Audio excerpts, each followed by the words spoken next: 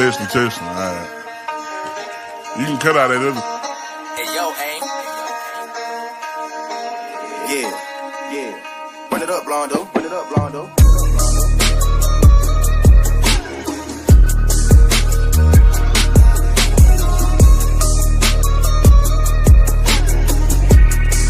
Hey, see y'all from Texas, where we sit riding swangers and put diamonds in our neck.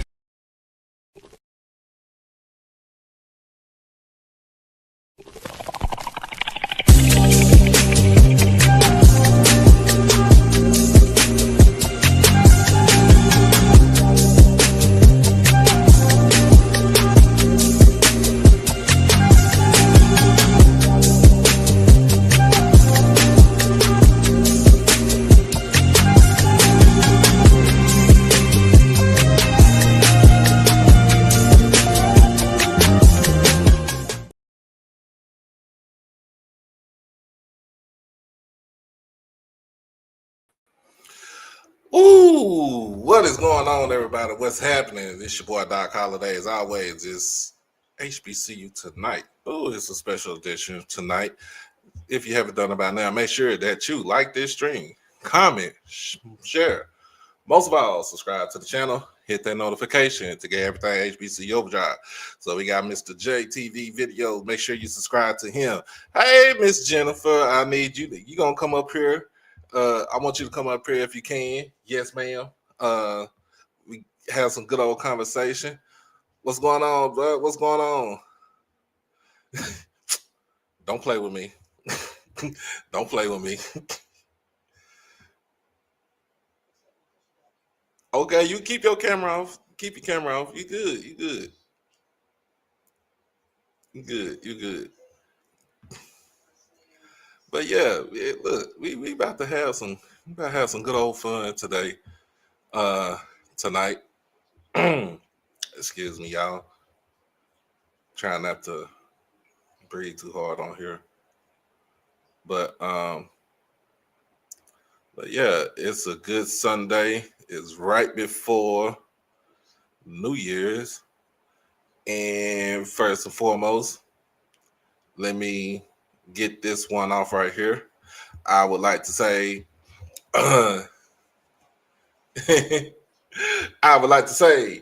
happy birthday to my dear lovely mother, Miss Angie Denise Smith, who turned a young 63 years old today.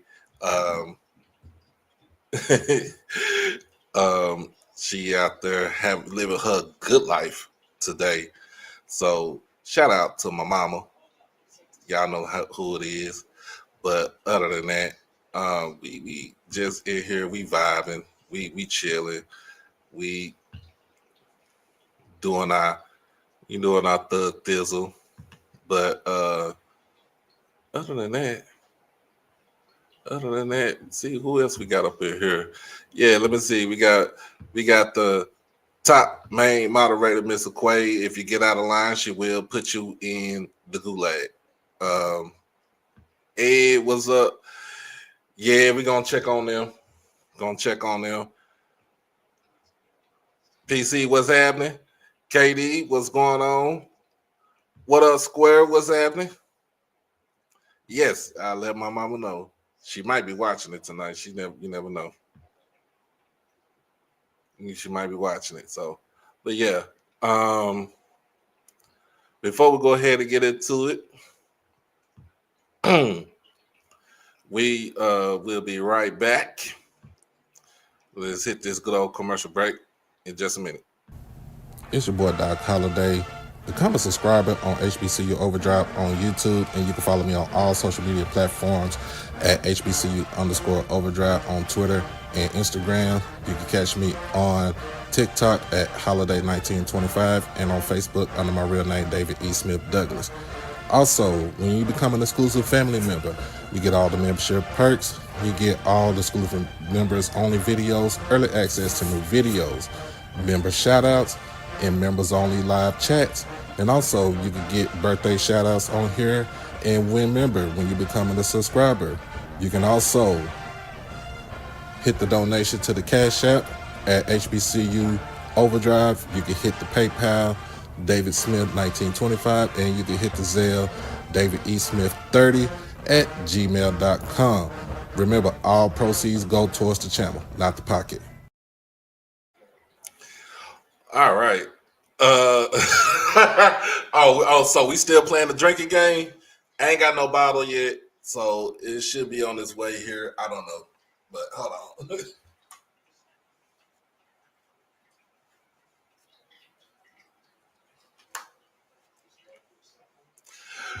Oh yeah, we still playing the drinking game. Come on, come on.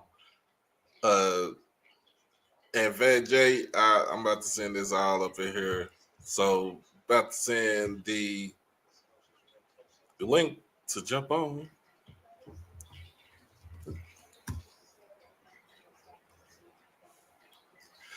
Oh yeah, tell DJ to take his hand out of. I figured that was gonna happen though. I figured that was gonna happen. We're gonna talk about that too. We're gonna talk about that also. What's going on, Uncle Sid? What's going on? So y'all know we do simulcast on both Twitter and on YouTube. So make sure that you follow me on the Twitter and also hit that subscribe button, because why? It helps out the algorithm. Yes, yes, I will let my mama know.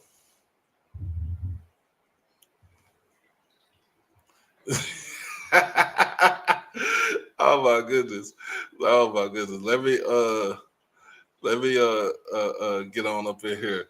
But Miss Jen, if you are here, the link is in the chat to jump on. And more than likely, I am probably going to have Mr. Ford. I will have Mr. Ford on in a little bit. So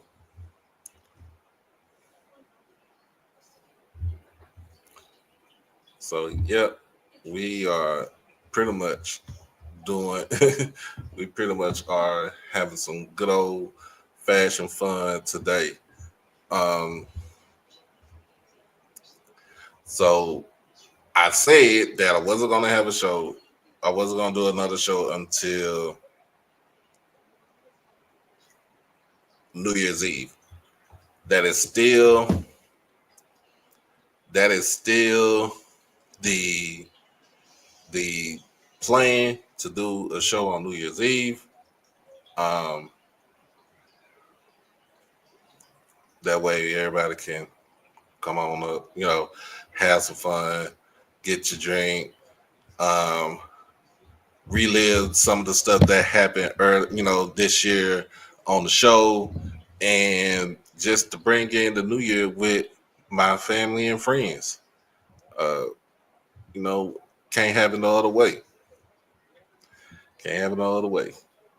But other than that, let's go ahead and get into it. First and foremost, and here we go. Just announced earlier today by the great AD Paul D. Bryant for Alabama A&M. He announced that they are going to hire Sam Shade, formerly of Miles College, as the head coach of the Alabama A&M Bulldogs. And for those who know her from On the Hill podcast, I'm bringing my good old friend up here, Miss Jennifer Murray. How you doing today? I'm good. I just want to make a slight correction. That's from the Hill. But thank you for having me. I apologize. You good? I don't want Wayne to get up on me like that, man. But no, how you doing? I am elated. You are elated. Yes. Okay. So we got Dr. Kanisha's in the house tonight, as always. Y'all know she is an advocate of all HBCU. Don't matter if she went to Howard or not. She is an advocate. and we got Dr. Israel in the house, Dr. Israel Carey. Um, so tell me, what was your thought process about the message that was put out there last night, and then you know finding out what about today So what message was put out last night? that y'all was gonna make your hire today? Oh. Listen, I've heard so much stuff. This has been probably one of the most funny processes I've ever witnessed. I know I saw Dr. Israel say yesterday this is exhausting. I don't know why, because A&M never said anything. It was like, it was a lot of people, and of course, everyone had their speculations about this person or having their faves. But if y'all watched the last episode we did, Dr. Brian said that if it doesn't come from him, then it's not true. Right. Only that two people would know, and that's Dr. Brian as well as Dr. Williams, our president. Mm-hmm. So I kind of just, like, if you notice, I was very silent on a lot of things because I heard a lot. My phone has run hot from people in these spaces. I come from a huge family on my dad's side of Bulldog, so I had folks asking there from my family members, church members, some of everything. So I've heard, I've heard a lot, but when it was officially announced, I was truly excited. The reason why I'm excited is because I know some of you are now getting familiar with Coach Sam Shade, but I'm from Birmingham, and Mm-hmm. so I remember, and I'm telling my age, but I remember when Coach Sam Shade won the national championship in '92. I remember that. Oh, I remember it Um, too. I remember, of course, he's a graduate of Winona High School, and if you're from Birmingham, you know that Winona has like a huge and rich legacy, and their alumni base is just really passionate about football. So, yes, I was, just hearing his name for pretty much a great deal of my life. I was excited. Like, I'm really excited. I really think that he is the perfect man for the job. And I really think I can't wait to see where he takes Alabama A&M. Okay, so so he'll be formally introduced basically next week, if I'm not Well, mistaken, right? not next week. Dr. Brian said not next week, but the week after that. I know we're still, in holiday, and a lot of people are, you know, out. Students aren't back on campus, so if I'm not mistaken, it's an anticipation for not next week, but the week after next, Okay. and there will be a formal press conference, and um, the goal is to have the schedule released as well at the press conference per Dr. Bryant. Okay. Um, what are some? What are some? Give me your advantages and the disadvantages of what you think about Coach Shea, um, especially coming in from Miles. Okay, so of course, now with advantages, that Coach Shade is homegrown. So if you look at his resume, he's spent time. Of course, he played collegiate football in Alabama. He has coached pretty much on multiple levels. Pinson Valley, which is a high school in Eastern Jefferson County, and if I'm not mistaken, he took over from Patrick Nix. If I'm not mistaken, and that's, for those that don't know, that's Bo Nix's father. He coached, of course, at spent some time on Pat Sullivan and late Pat Sullivan's staff at Sanford, and Pat Sullivan was a Heisman winner, and as well as taking over Miles. So when he took over Miles, Miles was 1-9, um, and he turned them from a 1-9 team to a 10-3 team, as well as the SIAC champion. They won a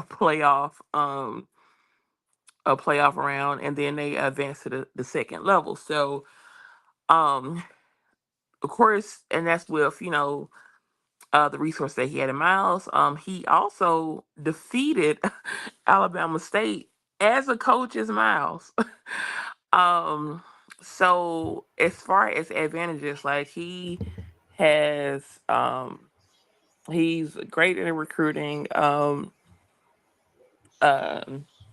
so he has a good footprint in the state of Alabama. As far as disadvantages, I don't have any. I really don't. And if I did, I wasn't gonna tell y'all in this intimate territory. Um, that's a joke. But no, I don't have any disadvantages. I'm just really excited to I'm really excited about what he is going to do at A&M. All right. So we got Mr. Ford in the house right now. Hey, can you hear me? Yes, sir. Yes, sir. Listen, your guest that done brought back some names. Now, you talked about Patrick Nix and Bo Nix. Their granddaddy is a legendary high school coach over here in Georgia. Their granddaddy was named Conrad Nix. He won Okay. about 3 or 4 state championships down at, that was called Northside Warner Robins. That's a hotbed for high school football. Pat Sullivan used to recruit Georgia for Pat Dye. Now, when I was a kid, Pat Sullivan played for a legendary coach down at Auburn named Suge Jordan. And I remember when he won the Heisman Trophy. But yeah, you brought up some names there, sister. I remember them people. Yeah. Yeah, so I Uh-oh. Can you hear me? yes, I can hear you. I know you're the infamous Mr. Ford. Oh, I yeah. hear I hear I'm the so much, infamous. like I hear so many references about you, and now No, I know I can put a no. put a person to the name. So it's a pleasure to meet you Thank you. It's finally. a pleasure meeting you too. Yes, my wife's family is they're from Birmingham. They're from where the majority of them are out of Selma and um, what is it? Camden, Alabama. Whoa, Yeah. whoa, Oh yeah. Now whoa. the majority of them are Alabama State graduates on my wife's side of the family. Well, nobody's perfect. Yeah. But now when you said Camden,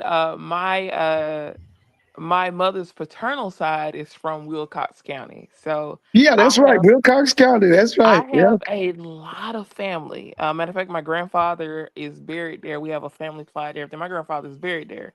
But I have a lot of family in Wilcox County, so Yeah. we might need to have a sidebar and see if we we tap Listen, I in. used to love to come down to Selma for the family reunions, but that generation kind of died off. But the last family reunion I went on my mother-in-law's side was they were in Birmingham. As a matter of fact, they were in North Birmingham.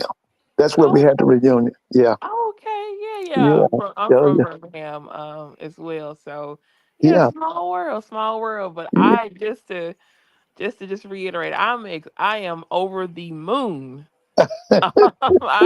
I'm ecstatic, and I'm actually glad that this part is over because I don't know about y'all, but I know personally because a lot of people, they'll come and ask or whatever. Mm-hmm. I don't want to discredit the buzz and the excitement that people have for our search. Um, but I know I have heard about, and this is no exaggeration, probably about 15 names Yeah, I have of too. opposites. Yeah, Like people say, is this person? Is this yes. person? So on Twitter, I just started saying Bill Belichick, and I was just like, that's who I'm going with. Because I mean, we gonna put. I think the funniest suggestion is somebody said that we was gonna hire Jesus Christ. Now that was the fun. Well, if y'all Ooh. would have hired Jesus Christ, we all been in trouble.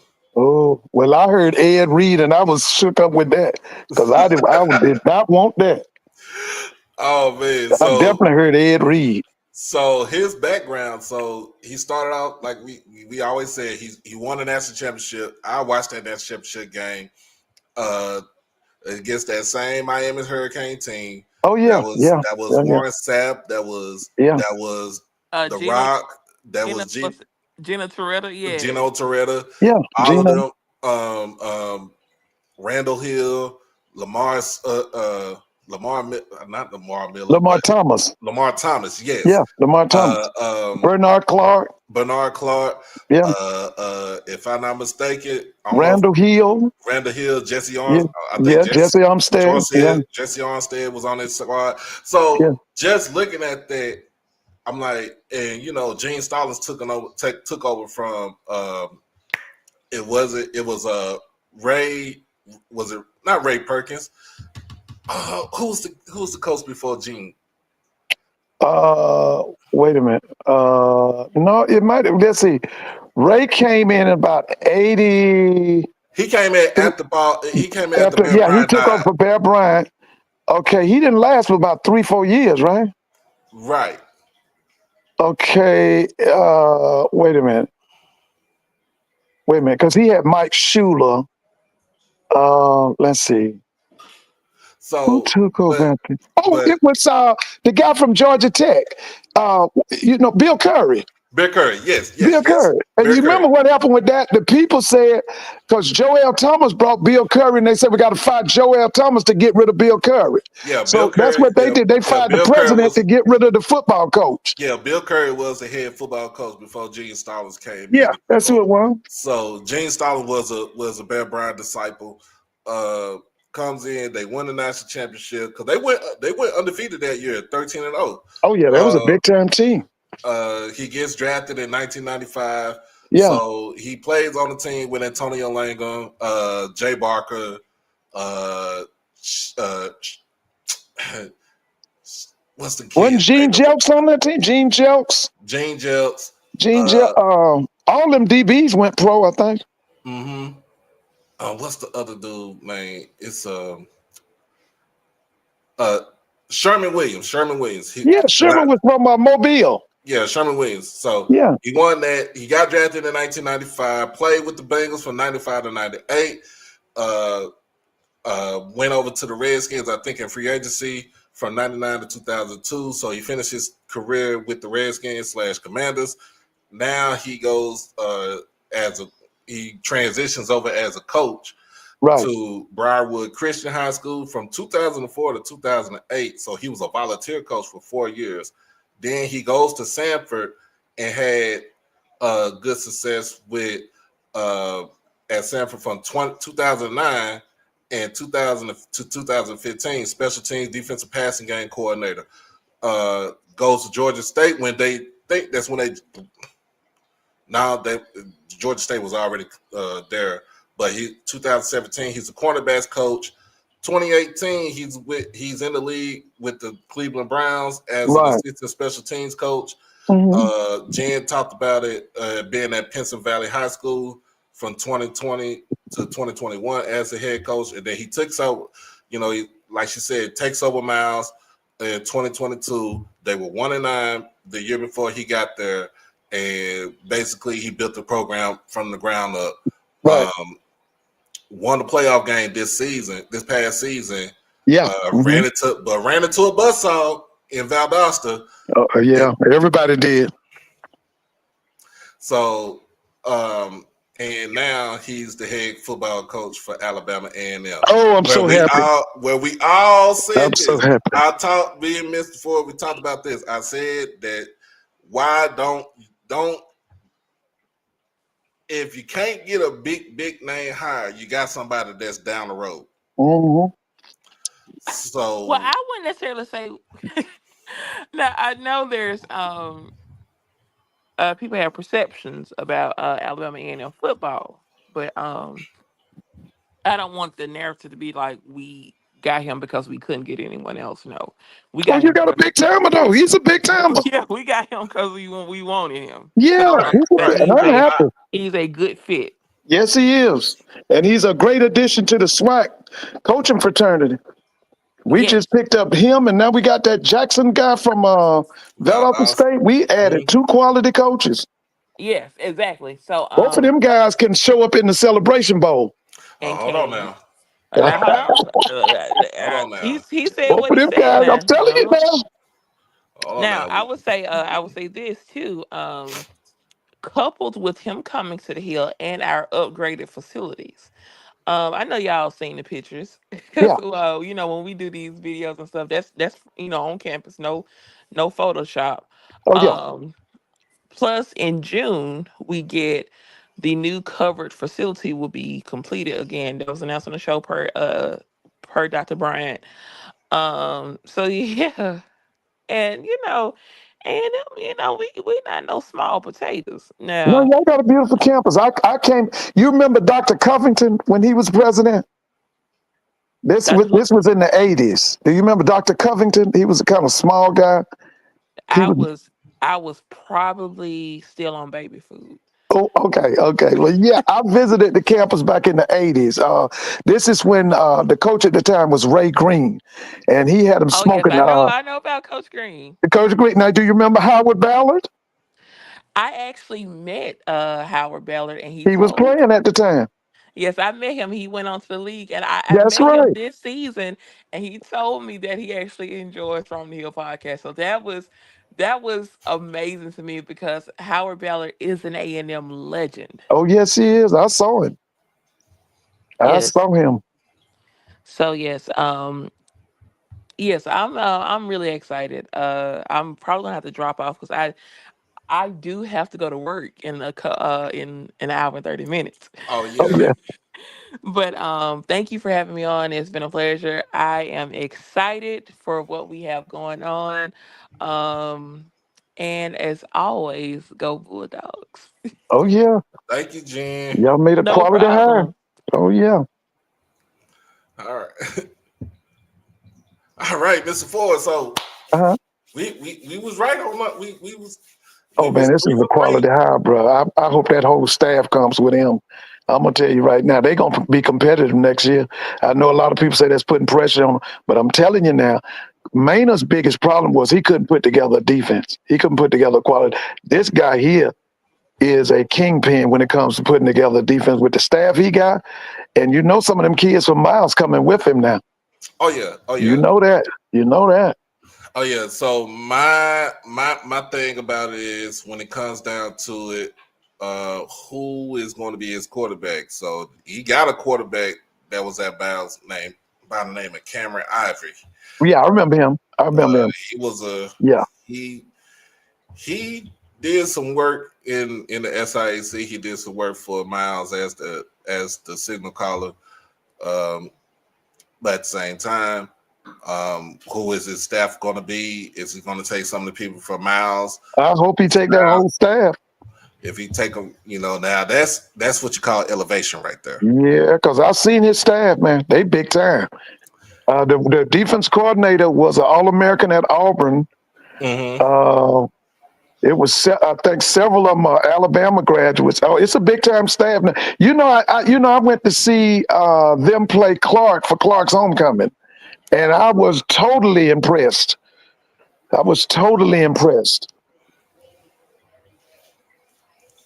So at the same time, we looking at it like this.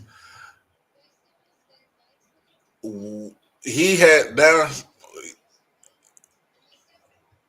when he was at Miles, he had limited resources. Being Yeah. at Oh, yeah. school, you're not gonna have a lot of Yeah. resources coming to you.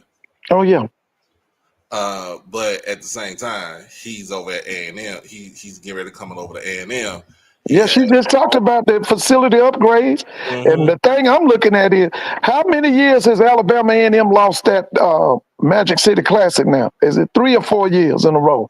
3 years in a row. Okay, they might break that this year. So here's another thing. Somebody said, Freddie said, good hire for A&M, but let's not forget this is not D2. I don't think it should be D2. I don't think But this dude is big time, man. This guy's big time, and his staff is big time. I'm telling you, I saw them. I was very impressed. I know. I'm telling you now, y'all go listen. I don't have to go into a whole lot. You wait till you see them. Right. If he brings that staff with that offensive staff and that defensive staff to A&M, you'll see. You'll see what I'm talking about because I saw them. So I yeah, saw them. I watched a couple of games. You know, I Yeah, always got to man, keep up I with the big saw him, two. bro. I was very impressed. And you know, from then on after that, I was like blowing that horn, baby. We need him in the SWAC. Oh yeah, And I think A&M is the perfect location. Okay, he's out of Birmingham. That's his stronghold. you ain't got to And go we're too talking far. about now between Huntsville and Birmingham. Is that 100 miles? How far is that apart? I think Jen told me it was like maybe like it's about an hour. I think it's like an hour and 20 minutes from Man, Birmingham. he at home. So when he go to Huntsville, he'll be at home. And Huntsville is a beautiful city, isn't it? You know, that's the city of the engineers. All Oh the yeah, NASA. Yeah, all them engineers up there, and they got a nice black middle class. I think he gonna do well up there. I think it's a major hire. I think it's a marriage made in heaven. That's gonna be a good thing. right, Sam Shade, Alabama A&M. right. Let's go ahead and talk about Prairie View. Let's talk about Tremaine Jackson. Oh, big He time. takes over. He takes over as head coach on Yes. January the 1st, to be exact. Oh yeah. Is that Wednesday? That is Wednesday. Listen, man. I'm so happy for Prairie View. I mean, we have just added two quality, nationally recognized championship coaches to the SWAC. Mm. Yes. Because for all of y'all who don't know Sam Shade and Tremaine Jackson, they're going to introduce themselves to you. Yeah, You'll so see. you know, Tremaine said Coach Jackson said he's gonna bring in some players from Valdosta. Oh, well, I don't think that he's not gonna keep none of them kids out of the way, but he's gonna bring right. some of his kids from Valdosta. Um, the type of offense he said you're gonna see is gonna be an air raid offense, but it's gonna it's gonna be mixed in with some runs. So Oh, yeah. it's Oh, not yeah. gonna be a true air raid. Well, we would have seen, you know, Oh, yeah. the Hal Mummy Mike Leach air raid where you just throw the ball all over the field. Right, right. But also because his background is defense, he can fix the defense because the defense was damn near at the bottom of the of the pack for And like the last don't 2 years. forget, remember when I told you they needed a defense coordinator Prairie View and you told me they didn't? You haven't forgotten that, have you?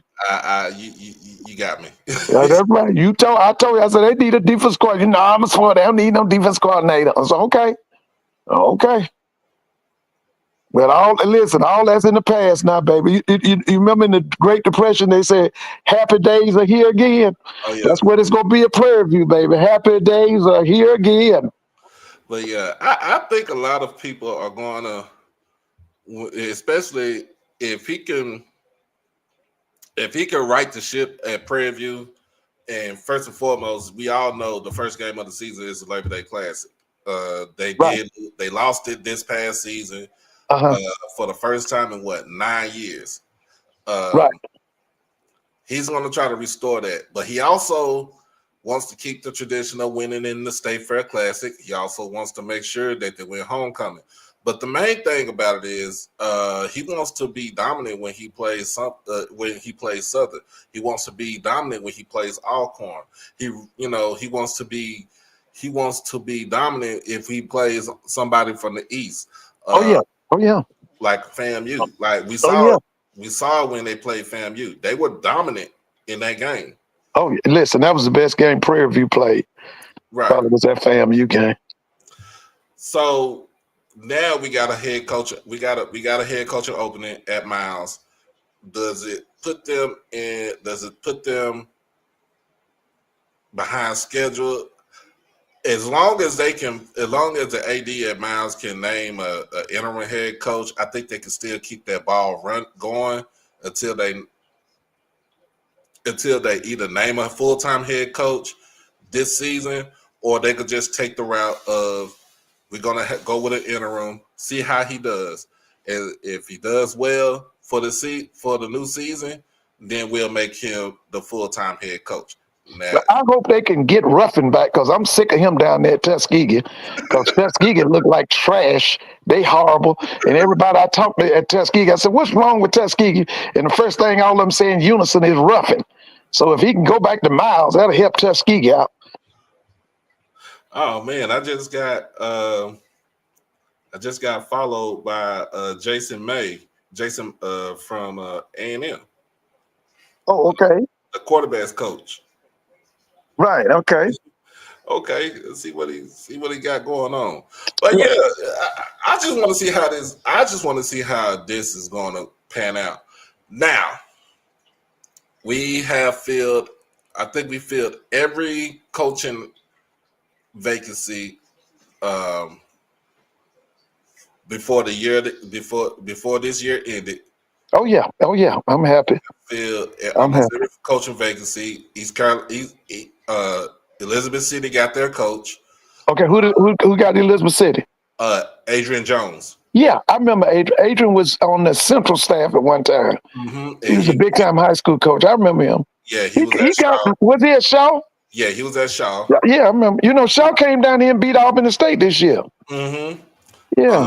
I'm still trying to figure out why they let him go when they went 6-4 this past year in a top loaded CIAA. You don't have divisions, so then they bring in who was that? They bring in they brought in the old football coach that was at Edward Waters. Ruffin. That's the Ruffin. That's the AD at Tuskegee. That's his cousin. Right. Yeah, Ruffin. Right. So he's been there before, right? He's been at Shaw before, right? I think so, but he went 7-35. But this is the same coach where when Dion got to Jackson State, we played the spring game, right? Against I remember. He was at Edward Waters. He was the one that got fired the next day after the game. Yeah. So I remember him. And at the time, they weren't even called Edward Waters University. They were still Edward Waters College. Right. Yeah. I remember Ruffin. Mm-hmm. So you got that. We got Norfolk with Michael Vick. We got Deshaun Jackson with Delaware State. And Vic has been recruiting. I think somebody was telling me Vic done signed some people. Yeah, Michael Vick done got some commitments out there. So yeah, but listen, did y'all hear anything about the staff? What they talking about about staff? Haven't heard anything about the staff yet. Yeah. Okay. I haven't heard anything about the staff yet, but at the same time, I think it's still building it. And you know, the most ironic thing, he got somebody that's in his ear because he's still, technically he's still with Fox Sports News, right? He's still with Fox Sports. Yeah. Oh yeah. Right now. Yeah. Until it's time for him to take over. But they giving him much love in his departure. Because you saw the thing with him and Jimmy Johnson. I saw the thing with him and Andy Reid. So they're giving him much love. That's who he needs to really talk to right there. Yeah. Jimmy Johnson was a mastermind. Yes, he was. And so was Andy Reid. Andy Reid was a mastermind. Yeah. So Mike Tomlin is a defensive guru. Yeah. So you got three people that's already in your ear that's telling you like what Jimmy Johnson said earlier today to Mike. He told him like, you want to recruit great kids to build a great program. Right. And it don't matter where they come from, as long as they got great character. Yeah, they are good at what they do. Yeah, then your program is going to be great. Well, let me ask you this now, Doc. What's your thoughts about this boy quitting on University of Miami in that bowl game? Because I'm kind of torn up about that. Because I love me some Cam Ward, but I don't like that now. I didn't like that. Now, if Cam wasn't going to play, he should have just opted out before. Yeah, that's what I'm saying. But he didn't go back the second half, right? Right.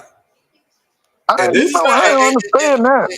And Iowa State is not a slouch. They not a slouch. They was runner up in the big. They were runner up in the Big 12. You know what? I need somebody to kind of explain that to me because, I was at a funeral yesterday and I heard about it. And I'm gonna be honest with you. From what I've heard, I'm kind of disappointed in Cam Ward. And what, by the way, is Blue on him? Because Blue is the one that made me love Cam Ward. Now, is he on here? I want to hear what he got to say about that because I ain't like that. Blue, I think Blue is on HBCU Nightly tonight. Oh, okay. I know he'll probably hear. He'll probably hear. Yeah, because I like to hear him give an explanation. Because now he the one got me loving Cam Ward. I thought Cam should have won the Heisman. To be honest with you, I'm gonna be honest with you now, because I was for Cam Ward, but now I ain't like that. Now I didn't like that. So Blue said he was. I think Blue said he was cool with it. With him quitting on the team. I mean, but there's a lot of kids that do that though, Mr. Ford. Oh, but listen, it don't make it right. Yeah, I understand people doing it, but that don't make it right. Listen, Now you just said that word character. Mm-hmm. That's an important word. That's a powerful word. You got to get kids with good character. That ain't no good character doing no stuff like that. I'm gonna be honest with you. I'm crazy about Cam, but I'm disappointed if he did that. I'm disappointed. Right. But yeah, we Cam Ward and then Shador yesterday with Colorado, they look defeated. I stopped watching after Travis made that nice catch and run. I went to bed because but now let me say this, Doc, and I said this last night.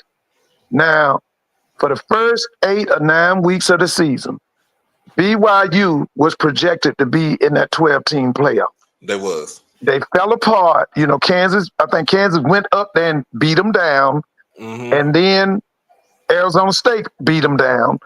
And that kind of threw their whole season out because they didn't play in the Big 12 championship. Right. They didn't make the tournament, the playoffs. And so I think last night they just got ignited. They was ready. Right. They was ready. And plus, when you think about it, they didn't even play Colorado in the regular season because how the schedule was, Right. Because there's a lot of teams in that Big 12, right? In about 15 teams. How many teams in that Big 12? 16 teams. Yeah, that's right. There's 16 teams. That means it's a number of schools you're not going to play. Right. Yeah, that's right. But I thought it was interesting because when I saw it and they said Colorado was going to play BYU, I was like, damn, that's 2 conference schools. That's Big 12 schools. Well, the Alamo Bowl used to have a tie-in with the Pac-12. Right. So okay. They had a tie-in with the Pac-12's third place team, if I'm not mistaken. Okay. So remember, the winner of the Pac-12 used to go to the Rose Bowl. Right. And then the runner-up of the Pac-12 used to play a Big 12 team in the Holiday Bowl in San Diego. Yeah, I remember that in San Diego, Jack Murphy Stadium. Mm-hmm. Yeah, I remember that. The Alamo Bowl had the third place.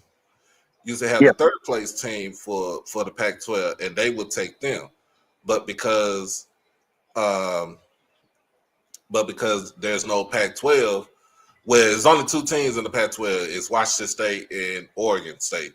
So Oregon State canceled themselves out. Washington State was already playing another bowl game.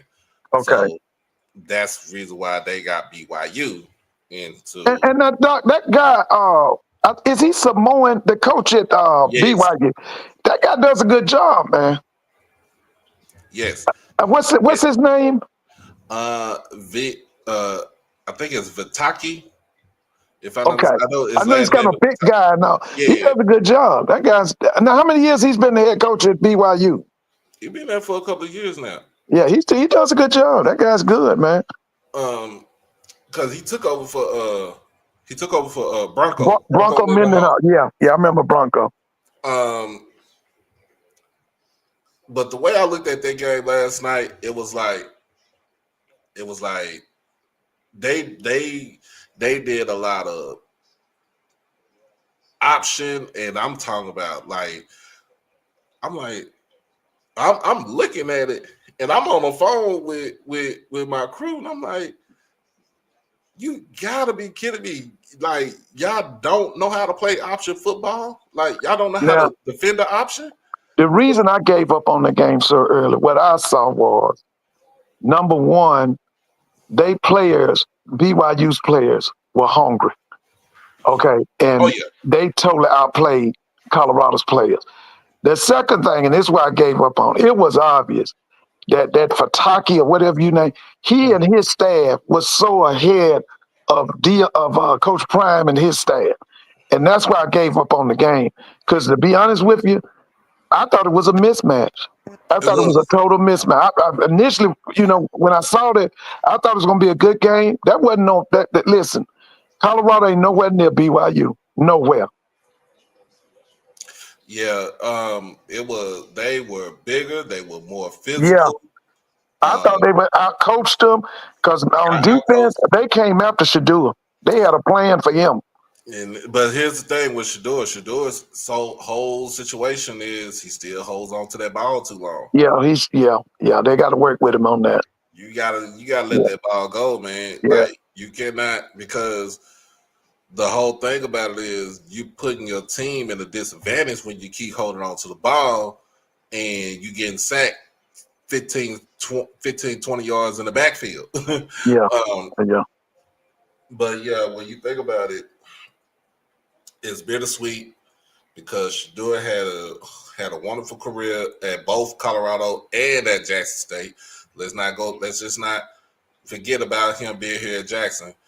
Shiloh had a good career at Jackson State and at Colorado, and let's just say let's stick in South Carolina up in there, and of course Travis is who he is. Oh Now yeah. he would have Without a doubt. played more games at Jackson State. I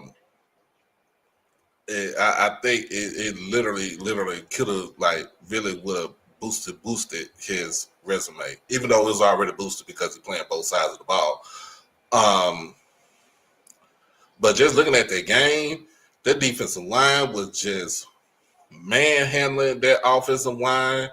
It seemed like they was down there. They get to the bowl game. They was like, okay, we at the bowl game, but when the game start. Well, let me ask you something, Doc. Mm-hmm. Now, as a Jacksonian, do you think that Alabama A&M has the ability, because Sam Shade is now the coach, to beat you next year? Or do you think it'll take them 2 to 3 years? in your humble opinion, are you afraid of Alabama A&M right now? Do you think it's going to take them a little while? Take them a little while. What you're saying, a little while? 1 year, 2 year, 3 year? Probably about 2 years. I ain't afraid of them right now. Right. Okay. I ain't afraid of them right now. Like, if we didn't have no divisions, if we did not have any divisions, like, if they were to come in and to take over and we still play them, we beat them, but we're the only team that they lost to. Yeah. And just playing the championship game, like, man, that would be a great championship game right there. Well, let me ask you this. You pick a number. Mm-hmm. Does Sam Shade, does he go into the transfer portal? Does he get 10, 15, 20, or 25 players from the transfer portal? And explain your number. I think he'll get between 10 and 12. Why? Because I think he's going to go in. He's going to try to re-recruit that room. Because it's still, like, don't get me wrong, it's still some good players that's on the team. Yeah, I thought it was too. I just thought they did. One thing I always said about Maynard, and I love offensive coaches because I was on the offensive side, but he never put together a championship defense. He never put together a dominating defense. Now it's a given. You know that he's going to put together a championship defense. Now I'm going to disagree with you. I think that he needs at least 20 to be a dominant force in that SWAC East. Mm-hmm. I think he needs to get 20 players out of that. And the majority of them need to be offensive linemen. You can go to the high schools for the running backs, go to the high schools for the wide receiver. Right. Them offensive linemen need to be transfer portal. Defensive linemen, transfer portal. Linebackers, transfer portal. Your DBs can come from high school. And in that 20, you can break it down maybe 7 offensive linemen, 7 defensive linemen, and maybe 6 linebackers. Now, the reason why I say 10, I say between 10 to 12, maybe 10 to 15. Let's say 15, right? Uh-huh. Because I think he's going to bring in most of his people he's going to bring in most of his kids from Miles. I think he's going to bring, I ain't going to say the whole defense, but I think he's going to bring probably about maybe like 5 and 6 players out that defense. Yeah, his defense was tight. I saw them. They were tight. They were tight. And A&M, I thought that A&M had some players on defense, but I didn't like the coordination. I didn't like the coordination of the defense. So I think he's going to bring some of that defense from Miles over there. I think he's going to try to bring in his I think he's going to bring in his quarterback. But let me ask you this question. You got to pick one. Mm-hmm. Who's the best? Sam Shea, Coach Robinson down at Alabama State. Pick one.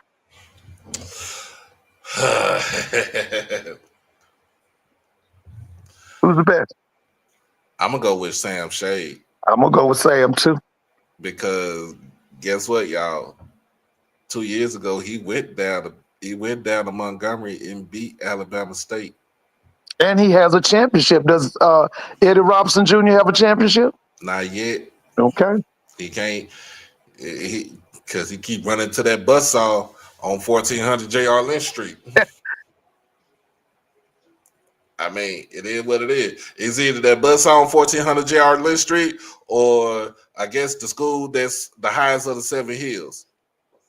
So it's still going to be dominated by either Jackson State or FAMU. And right now, it's just the East is dominated by Jackson State.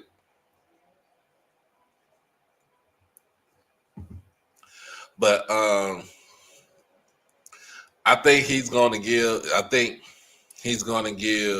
Eddie Robinson a run for his money, because now it goes back to you got to win that Magic City Classic, and I think he's going to go back and try to reclaim being the top of the Magic City Classic. Oh,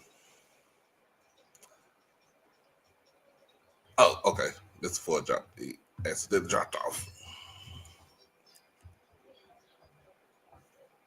There you go, Mr. Ford.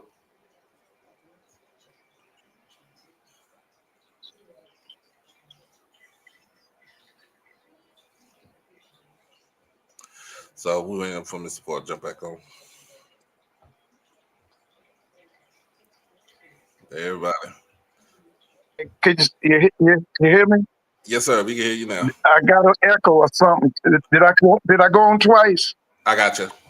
Okay. Hey, Miss Whitley.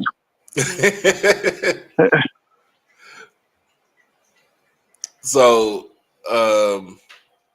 let's get into it. So we still talked about, you got schools in the CIAA that got head coach vacancies. They filled them in. The 2 MEAC schools filled their vacancies in. Right. Fort Valley is going with an interim coach right now. Is it Lee? I think it's the offensive line coach, right? Right. Yeah. Right. A&T has their coach in Sean Gibbs. Yeah. Oh, yeah. Prairie View has their coach. Sam Shea has their coach. I mean, A&M has their coach. Right. But the only school, they ain't got their head coach. Is Valley? Is Mississippi Valley. They don't Hey, have a head coach, listen, nor do they they have need to a call damn Cardinal AD. Maynard. They need to call Cardinal Maynard. Let Maynard bring that ass show down there to Itabino. First, Mr. Ford, they got to get an AD. Oh, they don't have an AD? No, I didn't know that. no. The AD is the basketball coach right now. He's No. the interim AD. They need a permanent AD. Now, word on the street over off of Highway 82 in Itabina is that the reason why Coach Wade got let go is not no funny stuff. It's what he said. Yeah, that's what I heard too. The Something said. administration. Like he's telling these folks in the administration, preferably Dr. Briggs, who's the president of Valley. Okay. We need help. We need resources. We need funding. If you want our football team to bring in money, you got to help fund us. You can't keep running this like it's a mom and pop store. You can't keep running this like this is the 1950s. We are in 2020. We about to go into 2025. It's a quarter of a century right now. That's about to come up. And how many, what's the student population in Valley? about 2,300 students. And how much they spending on athletics? Is it 3,000, 4,000? I mean, 2,000, 2 million, 3 million. What are they spending? I don't know how much they spending. I could look it up, but I know somebody in here. How much is Valley spending on sports? Somebody. I know y'all know. Did anybody say anything? Mm-hmm. Not yet. Okay. I know it's got to be what, but 2 million, 3 million? It got to be because I think they're the lowest. They are the lowest. Yeah, they got the lowest budget in the SWAC. Mm-hmm. But you know what? After I saw them beat FAMU, I told people, I said, you know what? Somebody could win at Valley. They just got to hit the right person. Somebody could win at Valley now. Somebody can win up there at Valley. But at the same time, if you want to have a good football. Okay, listen, he said 5 minutes. Okay, JTV video. Jay, it's 5 million? Nah, he said okay, somebody said 3.9 million, which is the lowest in the FC according to Google. Okay, so it's 3.9. Okay. All right. That's okay. You're not gonna be able to compete with that. I don't know, Doc. I think listen, I watched them beat FAMU, okay? Mm-hmm. And man, you got to get on that, but I'm gonna make you pick another one. I'm in a minute. But anyway, I think somebody could win 6-7 games down there at Valley now. I don't know about that beating the SWAC and beating Jackson State and all that. Now I don't know nothing about that. But I'm saying I think the Valley could win. Okay, now you play what you play a year? 12 games? We're playing 12 games this year. Valley can win 6 games, man. Valley can win 6 games with the right person. But I'm going to tell you something, with a school like that, I would put my money on a coach that goes heavy offensive and then try to complement it with not really a dominant defense, but a defense that can make a stop 9D. And that's why I say I think they should look at Maynard. And then, because, I saw Coach Cooley when he was at Valley, and they were all offense. The defense was all right. What was that man's name? He was Dr. what? Was it what was that defense coordinator's name? He went to Alcorn. He was all over the place. You talking about Dr. Johnny Thomas? Yeah, I think he was the defense coordinator when I was at Grambling. And they would make a stop now and then, but everybody knew they were going to try to put 50 on you. Yeah.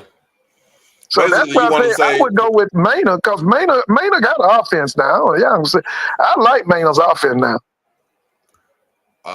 Word on the street Mr. Ford, they said that Dawson Otis interviewed for the Valley job. I'm riding with Maynard. I need Dawson Otis to go to Tuskegee when they run roughing out. I need him to go to Tuskegee.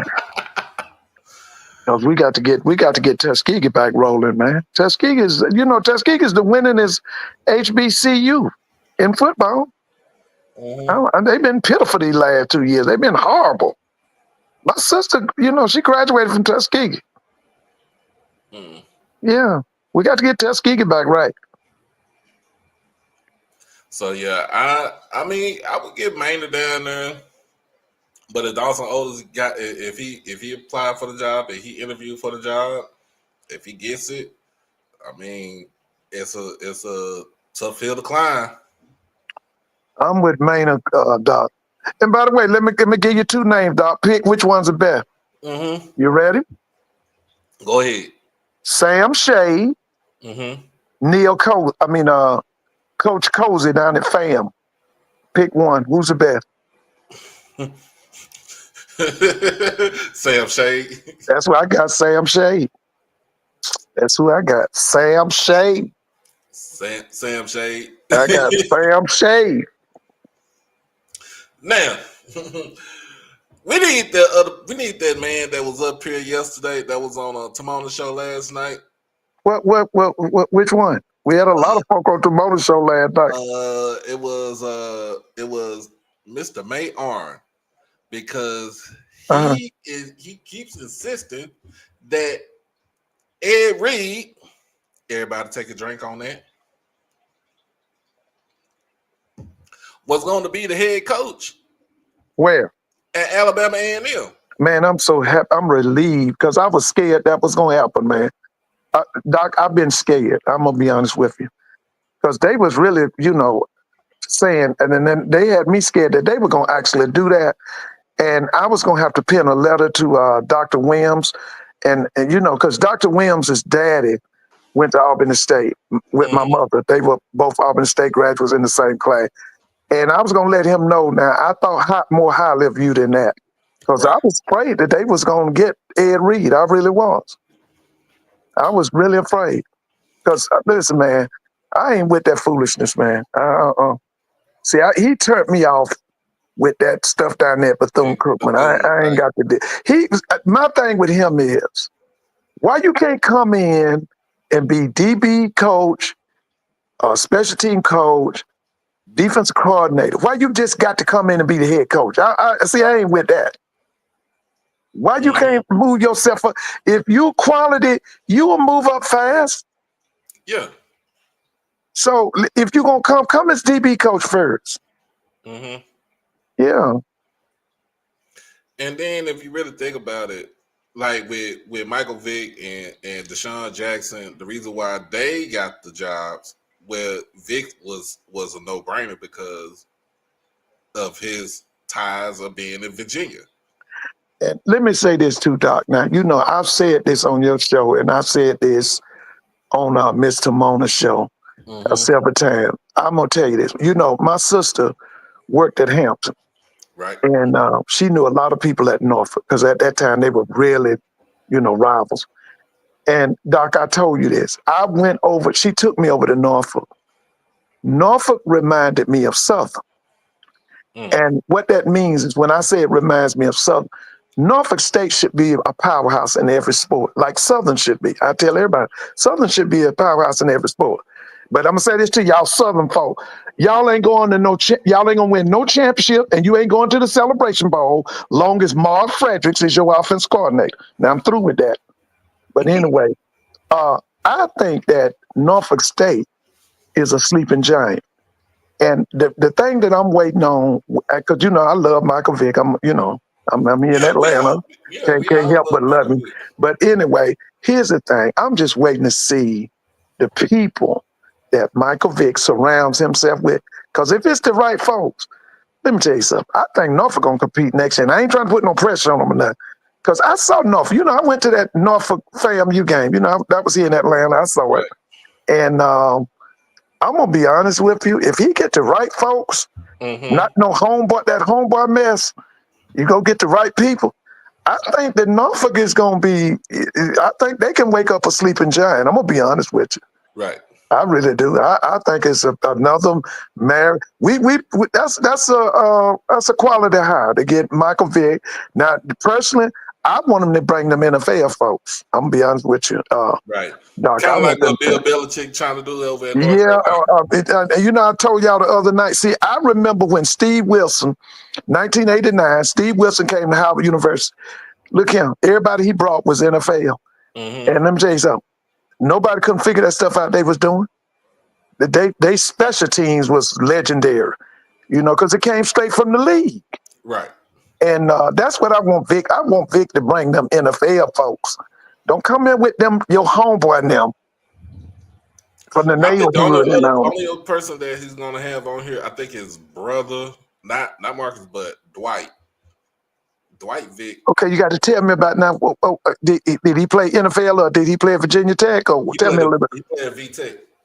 And he was what? There, right? He was there before Mike got there, but they played one. I think they played 1 year together, and that was in '98. Okay, so he'll be. Will he be like a coordinator? Or he'll be a position coach, or what will he be? Might be a position coach, but I know he's part. I think he's gonna be on there, but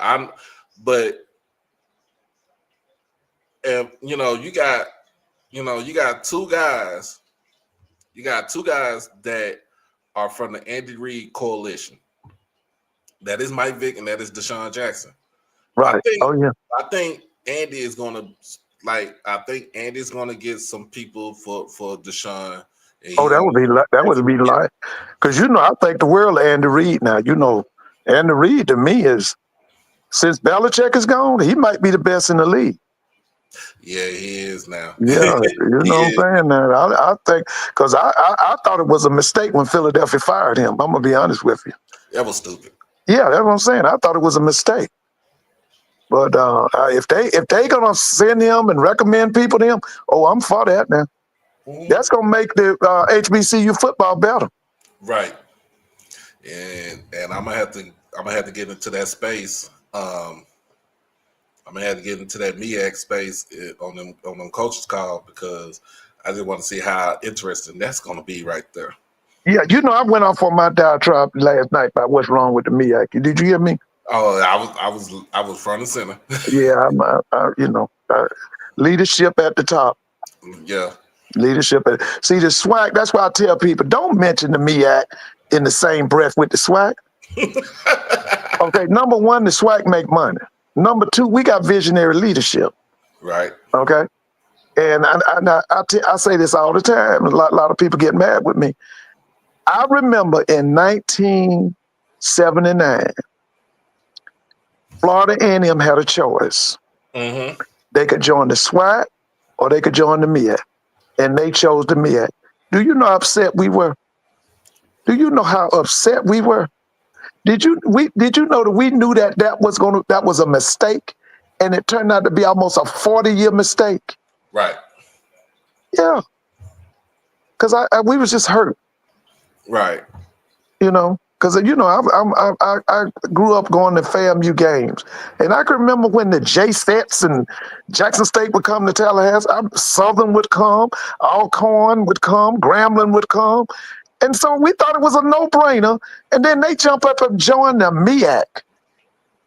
Mm-hmm. They were still part of the SIAC, right? Yeah.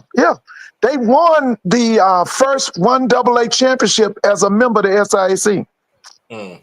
But they were 1AA because most of the SIAC teams were Division II at the time. Right. Yeah. Oh, yeah. But they did correct. It just took them 40 years. Said 8 MEAC titles in 42 years. That's diabolical right there. it was a bad. Listen, see, the thing we used to always say to FAMU people, we would say, let me ask y'all something. What does FAMU have in common with Coppin State? What does FAMU have in common with Delaware State? Okay. Do y'all have a rivalry? And that's another question. Yes or no? Since Sam Shade is now the head coach at Alabama A&M, Mm-hmm. Is the game between Jackson State and Alabama A&M, is it a rivalry now? I don't think it's a rivalry now. Until what? 1 year down the road, 2 year down the road, or 3 year down the road? I mean, if it goes back and forth, then that's a route. To me, that's a rivalry. You got to beat, you know what I'm saying? You got to beat the person, you know, the team. You got to beat them, you know, for multiple times. Okay, But I see what you're saying. Yeah, okay. You're saying that it's got to be competitive and they got to win it. they got to win it. They got to Okay, win okay. between Jackson State and A&M. They haven't beat us in 4 years.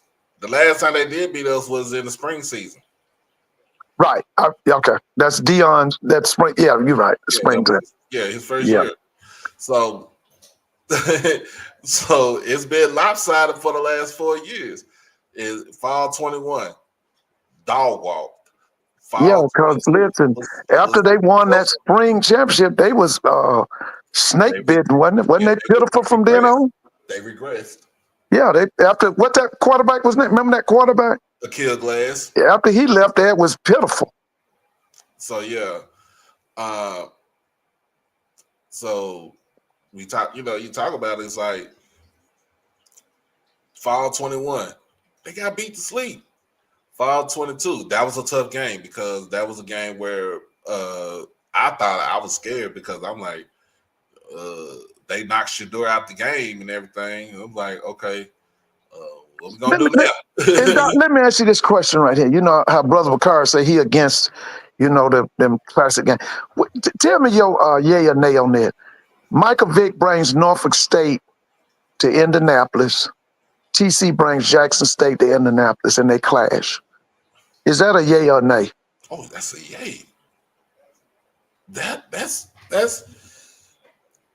like you. First of all, you want to see Michael Vick as on the sidelines. It's just like when when Dion was on the sideline. You wanted to see Dion on the sidelines. You want to see Michael Vick on the sideline. You know what I'm saying? Especially Right. in the Circle City Classic. Yeah. In the Circuit City, Indianapolis Circuit City Classic. Yeah, you want to see that. Okay. You want to see that. Will it be a good contest? We don't know because we don't know what the team's gonna look like. Right. We don't know what his team gonna look like. We pretty much don't. We kind of know what our team looks like, but we still trying to round it out. Yeah, Well, let me say this to you. Yesterday, I talked to my sister. My sister worked at Hampton, Mm-hmm. and she told me, I was telling her that Hampton is coming to Jackson State for the first game of the season, and her words were, "They better not sleep on Hampton." What you think about that? She kind of correct on that one though.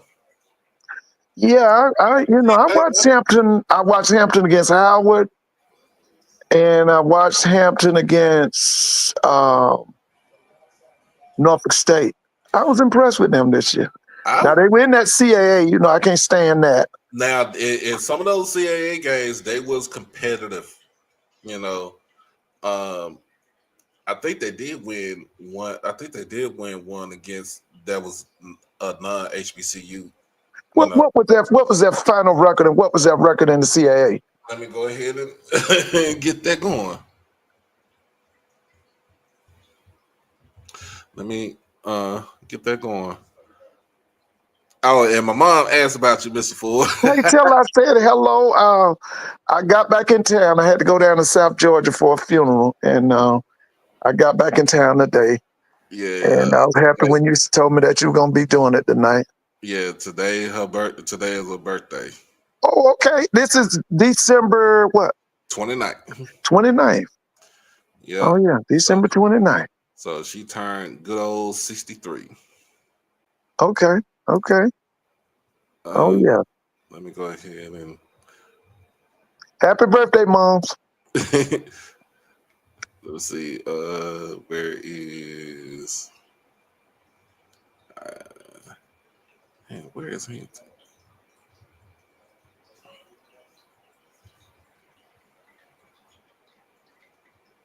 There we go. Just pull up their record. This past season, they were 5-7. Now, overall, they were 5-7 overall. But they could have ended the season at 6-6. Actually, they could have ended the season on a 2-game winning streak because they only lost to Richmond by 3. Okay. And then they lost to Albany by 7 by a touchdown. They played a tough game against Villanova, where they lost that game by 6. They did beat Elon. The Rhode Island game they played went into 2 overtimes, and that was a close one, 46-44. So what was their conference record? The conference record was 2-6. Okay, 2-6. Right, but when you look at the games that they played, the games, especially in the CAA, the ones that actually, they lost by 10 points or less. Now the only one that they got blown out in was the when they played William and Mary. What was that score? 49-7. That's Mike London and his crew. Mm-hmm. So remember, the first game of the season, they lost to Morgan by 2. They beat Union by 12. They defeated Norfolk by 30. Right. They beat Howard by a touchdown. They lost by 42 to William and Mary. They lost by 2 to Rhode Island. They dog walked A&T. Right. They beat Elon by 20. Now the games, you get the last 4 games, lost to Villanova by 6. They lost to Towson by 17. They lost to the Richmond by 3, and they lost to Albany by 7. So they could have ended the season on. They could have ended the season on a winning streak. And you know what we got to do now? We got to find out who's coming back. Mm-hmm. How many starters they got coming back? Because I think that, you know what, that could be now that's Labor Day weekend, right? Or is that 0 week? What is that? Labor Day weekend. That could be a classic, man. Let me see. Let me make sure. That could be a classic down in Jackson. I'm just hoping that, of course, we won't. Well, I think TV, with Jackson being the defending champ, all of your games will be televised. So, because, I follow y'all on television. But the only thing about television is only so much you can see. When I was at that Celebration Bowl, man, I was so impressed when you, as a former coach, and you sitting there watching that stuff, man. Mm-hmm. That's why I had to apologize to Zoe, man. Because what he had said, I just like, I can't see them being that far ahead. But, man, I saw it, man. They were dominant, man. And then, like you said, all them guys was coming back.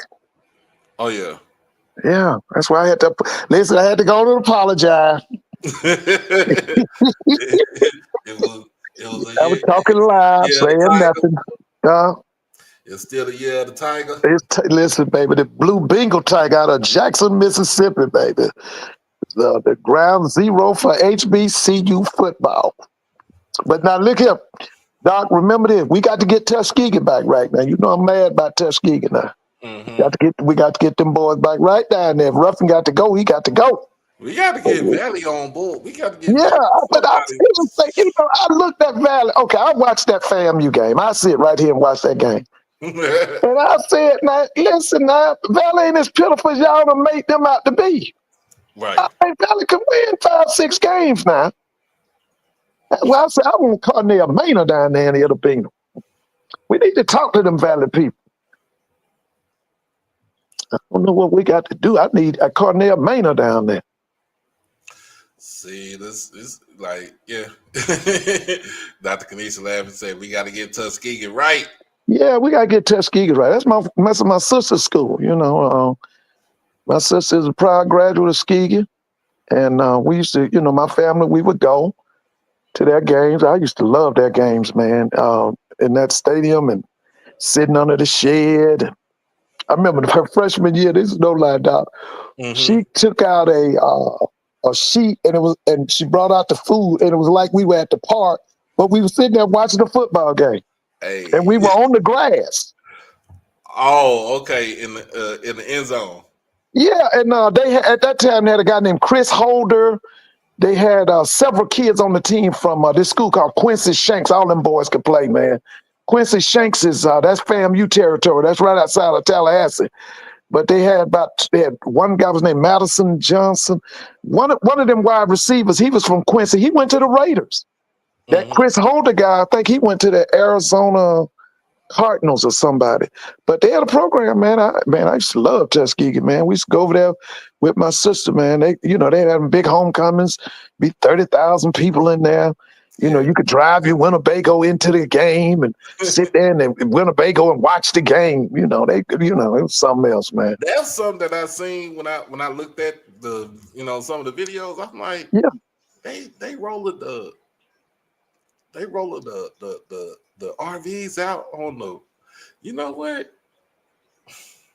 Yeah, I know it's in the middle of the country, but shoot. Oh man, listen, man. They got a built-in. They got a fan base, very loyal. When they come over to Georgia, them people come with them, man. Now, we used to always see them, they would come to Morris Brown, and there would be a big crowd, man. Atlanta is a base for Tuskegee graduates. So they would come, and then the people from Alabama would come, and, man, but I know you already know this, but, this year they had the largest homecoming. They had 47,000 people paid attendance. Oh, yeah. Nobody could touch them now. We talking about a D2 school. They had 47,000 paid attendance. That's crazy. Yeah. Shout out to my man first. Said mama started at Tuskegee, married his dad, and later finished at Jackson State University. No. I know that's right. Yeah, we got to get Tuskegee right, man. Oh, man, we do got to get him right. Let's talk about this. Let's talk about this subject right here. I mean, it's been on Twitter, it's been on Facebook, especially on Facebook, about Mississippi Valley, the Mean Green Marching Machine. Yeah, you're right. There's a lot of talk about that. Invitation to the inauguration. Yeah. Oh, yeah. What are your thoughts about that, man? Hey, man, listen, I'm all for exposure. I like for those kids to get a chance to go to D.C., if anything, I want them to go to that Black History Museum. Right. My sister's she always says you need to take 2 to 3 days. You just can't do it in one day. You need it. So, I'm all for field trips, and especially going to D.C. because, I remember the first time I went to D.C., man, I thought D.C. was something else, man. I really did. I did, man. I didn't know, about all of the museums that I was able to go to. You got so many Black people who are doing so many special things up there. Let me tell you, Doc, I went up there one summer in 1981, and Southern University alumni put on a like a little program or banquet. You would have thought Southern University was in DC. And I was like, all these people up here from Southern? They was in the house, bro. And they were Washingtonians. I've never been to DC. Oh, you got to go, man. You got to go. A Black man laid out D.C., right? You know that. Right, Benjamin Banneker. Banneker, that's right. The white man came from France. He let Banneker see the drawings. Didn't know that Banneker had a photographic memory because Banneker was a genius. And he got mad because he told them how much money he wanted. And they wouldn't go up on the money. And so he took his plans and went back to France, not knowing that Banneker had them plans memorized in his mind. Right. Yeah. And I know you know the history that our people built that White House, right? You know that. Right. Slaves built the White House. Built the White House. Okay. So it's a lot of us up in there now. A lot of our history's in there. A lot of it. Some of it they don't even tell you about. Right. Yeah, I want to go to DC. Yeah, you That got to go still to was on DC, man. that's still on my bucket list right there to Oh go yeah, to they getting DC. ready to be depressed. While that man was president, it was the most depressed city in the world. I'd be Okay, so depressed too. they finna go back to being depressed again. I'd be, Biden kind of freed them up. They was back again, but hey, they finna go back to being depressed again. I'd be depressed too. Shoot, Yeah, I told her, look, uh, I take lesser pro. Yes, I take antidepressants, but at the same time, I'll be depressed too. I say you got to yeah, double man. me up on mine. So if I had to live in that city and he's the leader of the, Oh nah, man, man, yeah, bro. nah. But at the same time, you know, no one man won't stop my shine. That's all I Yeah, gotta say. bro. There you go. We got to do our thing. But And it's a nice area, man. That whole DMV area, man. I've visited Baltimore, and a lot of our history is in Baltimore. Of course, Morgan State's there. Um, a lot of our history, that's where Frederick Douglass was actually from, Baltimore. right, Um, then you got the Virginia, the Northern Virginia area, and then the District of Columbia. Like Atlanta attracts a lot of black people with degrees. So mm-hmm. does the DMV. Actually, the DMV has more blacks with degrees than Atlanta does, and Dallas. Right. 'Cause those are the top three. It's that DMV area. I think it goes between Atlanta and Dallas, kind of alternate there. Mm-hmm. But yeah. And you might say Dallas or Dallas Fort Worth. Yeah, that's what I mean. That area. Yeah. Oh yeah. Y'all call it the DFW, right? Mm-hmm. Yeah. Yeah. Oh yeah. Without a doubt. Yeah, yeah, that's like I said, that's on my bucket list. But at the same time, I'm like, like I'm thinking, I'm looking at it, and I'm reading some of the stuff that everybody talking about. That I'm like, okay, nobody that's black is donating to this for them to go up there. Now you got Yeah. some white. Now I don't know if it's true or not. I saw something where it was asking for over $300,000. How Yeah, much was they asking for? 350. Mm, okay. So they would fly because they got what was the band? 250? What is it, Close to 270? 300. Yeah, that's about right now. Because that means they fly up there, do they drive up there? They fly. Yeah, that's about right. You fly to DC. You perform in the inauguration. You march in the inauguration. You go back, but then the White House is supposed to cut them a check. Oh yeah, I can. On the back end. Oh yeah. But the GoFundMe that they raised up, somebody put up the GoFundMe. I think they switched it to like 40,000. I think they got like 22,000 right now. But guess what? It ain't none of us that's doing the funding. It's the white folks that's doing that funding right now. Oh yeah. The MAGA hats are doing the funding right now. Yeah. But at the same time, it is, like I said, it is for exposure. It's just Yeah. like right now. I tell people all the time, one of the greatest teachers is travel. Ain't nothing like travel, man. I've had too many of my kids, we've taken on field trips, and then they say, I see what you're talking about now. I mean, you're telling them about it and showing it to them on the screen and all that. But when you actually take them there, and travel is a great teacher, man. Right. I had an uncle who was in the military, was in the Navy, and he was a world traveler. And he could talk on all subjects, man. I mean, I couldn't touch him. And he didn't have a college degree, but he had travel behind him. Mm-hmm. You know what I mean? And so travel is a great teacher, man. And nothing like travel. Right. And like I said, it's some other things that I want to do for the new year. Of course, New Orleans, that's the Legacy Bowl, and that's down. Yeah. That's gonna be What's the date around. on that? What's that date? So the actual bowl is on the 22nd Of January? February. February. Okay. Okay. The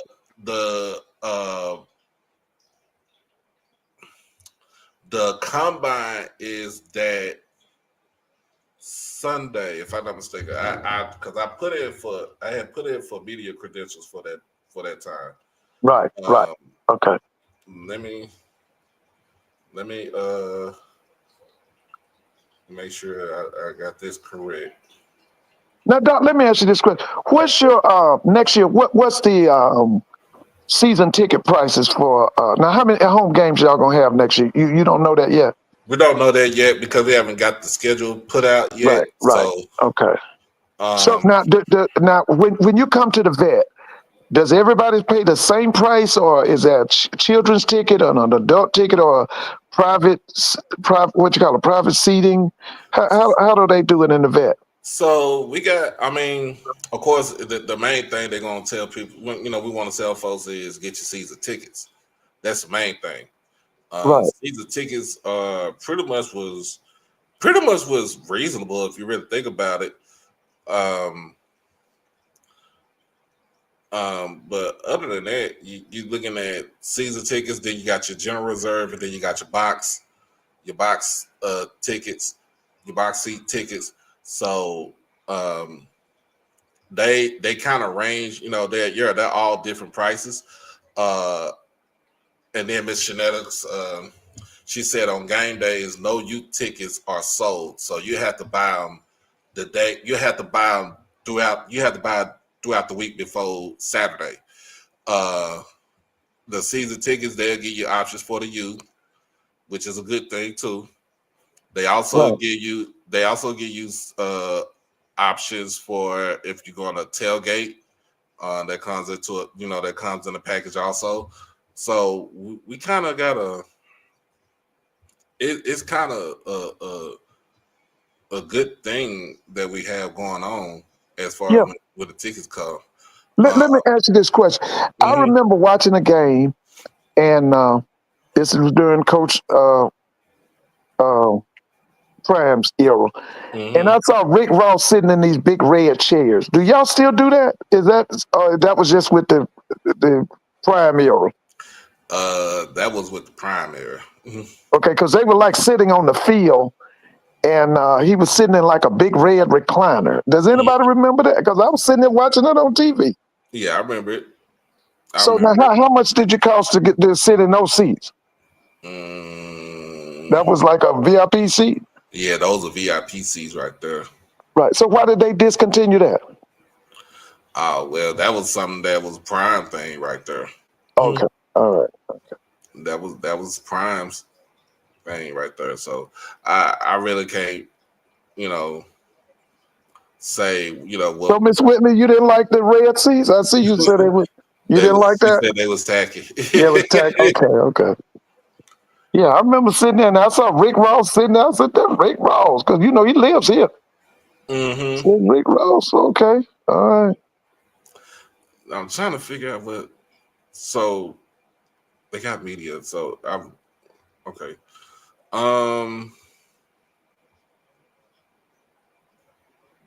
So the 17th on that Monday on the 17th is the HBCU combine, and then from the 18th to the 21st is practices, and then on the 22nd is the game. Have the guys they picked who they wanted from Jackson State yet? Have they sent out the roster? Yes. Now who will be down there from Jackson? Who would be down there from Jackson? Right. All right. So let's get to it. You have, of course, you got Irv Mulligan going down there. Right. Oh yeah. I know Irv Mulligan. You also have Evan Henry, Right. office guard. Right. Yeah, I remember that. So yeah, Evan Henry. Let's see who else, because I'm trying to get it out the top of my head. But Robert McDaniel, DB. Oh, he's tough, man. Love that McDaniels kid. Kivik Wiggins, DB. Yeah, he's tough. Matt Knoll, the punter. Yeah, Matt Knoll, I remember him. Now this one is a little bit tricky because it was going to be Kirk Ford, right? Right. I mean, Kirk's from SMU, right? Kirk Ford went to SMU. He went to Navarro. Okay, he went to Navarro. Okay. So because he played at the JUCO, he got a year. Oh, he's coming back? He's coming back. Oh, well, let me ask you this. So who steps in for Evan Henry at that? Because he was at the right guard. Right. Evan was at the right guard. Who steps in at that position? Now we do got some players that can actually play guard. You got Bam Williams, that's from Creekside, that's a freshman. He can compete. I remember that's a big kid, right? Mm-hmm. I think I saw his stuff. Yeah. You got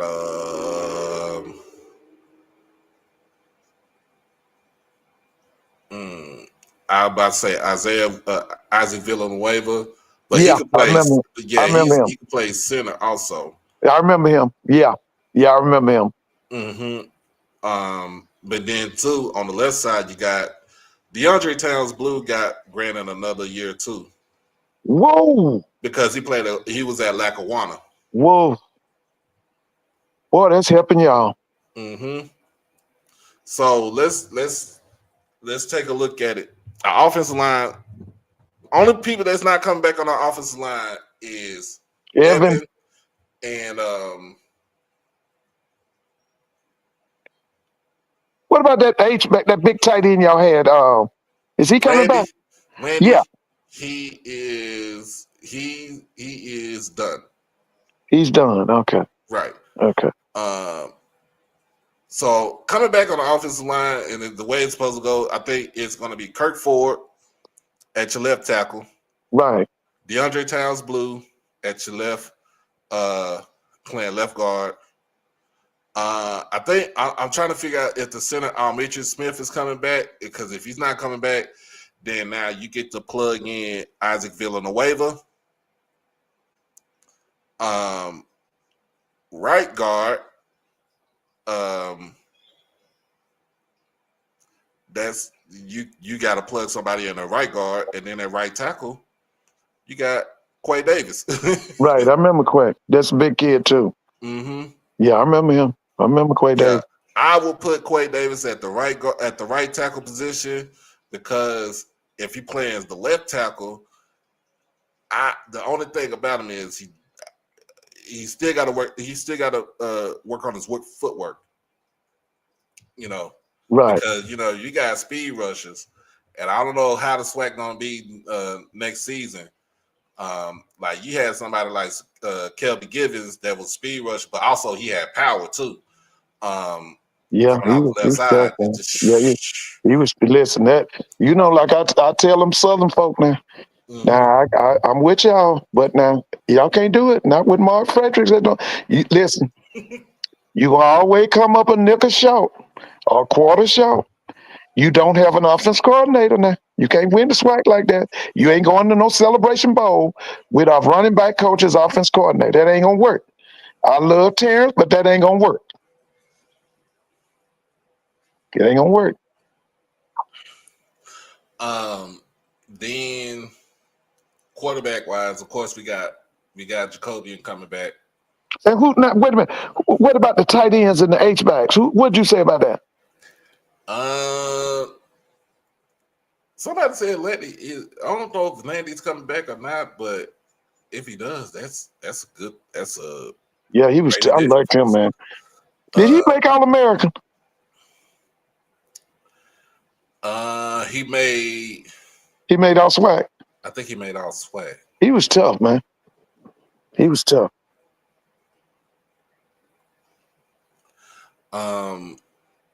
And then, here's the thing: we got a lot of running backs. They go to Mona right there. Well, hey, Mr. Mona. Hey, Mr. Mona. I like to hear Mr. Mona say that. I'm so glad. You heard that? She do that. And she was checking that pom-pom. She said that. I'm so glad. Yeah, I think she was full last night. Yeah, Mr. Mona saying that. I'm so glad. but excuse me. But yeah, he got to get Valley a coach. Man, I told y'all we what we need to do is go down there and make a plea for Cornell Maynard, man. I don't want to see Maynard lead lead the conference either. I really don't. But yeah, I look, we need something at Yeah, Valley. we got. I'm telling you, Cornell Maynard go heavy offense, and then he can get somebody to put it. Because, like I said, I saw Coach Cool and them. I saw Jerry Rice and them in person. They was heavy offense. Mm-hmm. The offense was the show. They had, a little bit of defense. A little bit of defense to say we got a defense, Yeah, but it bend was don't break all defense. offense, huh? Bend don't break defense. Yeah, they had that offense, man, was loaded. But they had. See, I remember. What's his name? Carl what? He went to the Buffalo Bills. He was the running back. Was it Carl Bynum? Hey, you Mississippi Valley, this back in the 80s. Wasn't that boy named Carl Bynum? And then they had Joe Thomas. He was a wide receiver. They had Jerry Rice, Coach Totten. They didn't play with a tight end, but they had all them wide receivers. Then they had all them running backs that could catch the ball out the backfield. But the big time back, he was a big guy. Hey, anybody say what that guy was named? Wasn't it Carl Bynum? Mm-hmm. I think it was Carl Bynum. He went to the Buffalo Bills. Yeah. But they was all offense now. They was all offense. Yeah, they was all offense. But yeah, you think about it like we need somebody shoot. Let me put my name up in there. I ain't got no coach No, you experience. put your Somebody name in for AD. You put your name in for AD. don't let me put my name in there for AD. I'll probably cuss the whole administration out over at No, Valley. see, you be the AD, I'll be your special assistant. I would be your special assistant. That's how you handle it. Oh Lord. Y'all hear this, right? Yeah, you be the AD, and Ms. Ford will be special assistant to the AD. Hey, what we gonna put Timona in? We would Timona, put what's up your position? minister propaganda. Oh man, we look how we gonna fix it. Yeah, that's how we gonna fix it. And listen, we'll get it right. Yes, sir. I got a drink on that one. Yeah, you would be the AD, and I'd be special assistant to the AD. Mr. Mona would be director of propaganda. Look, Timona, you might well just come on us. She asked how you know Sam Shea was the coach. Oh Lord, I'm so happy. Y'all don't even know I'm so happy. Listen, we done added us 2 championship quality coaches. Listen, and by the way, we was leading the game, but Atlanta, Washington Redskins, I think, finna run over us. We was leading it pretty good there, but I think they finna run over us. Yeah, she said you called Sam Shea at the beginning of the season. Oh man, listen, I after I saw him in person, I'm one of them kind of guys. I can't see everything on TV, but if I'm there, I can tell you a whole lot. Mm-hmm. And after I went to that Clark homecoming. I went to our homecoming, and man, after that homecoming, I was like, man, we got to get this guy in the SWAC, man. We got to get this guy in the SWAC, man. And his staff, man, that guy got a staff out this world. And again, Ed Reed has been passed up for another job in HBCU. Thank you. Space. We are not the insane asylum. We are a conference of higher education. That's what we are. Hey, he said we don't need that shit over here in the SWAC. There you go. We don't want that mess. You did your audition down there at Bethune-Cookman. That was enough. We don't want no more. That was crazy, y'all. Oh man, I'll never forget it, man. And let me tell you, everybody in the world saw it. Do you know everybody saw that? I'm talking about children saw it. Yeah. He had a mental breakdown on camera. Mm-hmm. But yeah, you think I'm like, Yeah, he got passed up again, and you know, is it his own fault because of like all you have to do is just play it cool. You Well, my play it thing cool. is, why he can't go down to Grambling and be the defensive back coach or the safety coach? Why we can't do that? Go down there, be the defensive back. Or who is our defensive back coach? You know, I don't know who got defensive back coach. I don't know. Now we got a defense coordinator. We got what's his name? Rollins. Yeah, Jason Rollins. Oh man, Jason is good, man. Jason is good, bro. I like Jason now. That's what I'm saying. Well, he can't go down there and be Jason's defensive back coach. Yeah, you know, like I said, you see the reason why Miami, the U haven't made him into a position coach or a defensive coordinator. They know. I could see him as I would. He could come in the SWAC as DB coach, and then from DB coach, if he's really good, I could see him as a DC. But I mean, you got to start from somewhere. You can't just jump in. Gonna take over. Right, and I don't think that the NFL guys are entitled. Nah, it's some that are entitled. We've been having another game night, Timona. I'm almost done with this. I'm almost done with this glass of wine right here.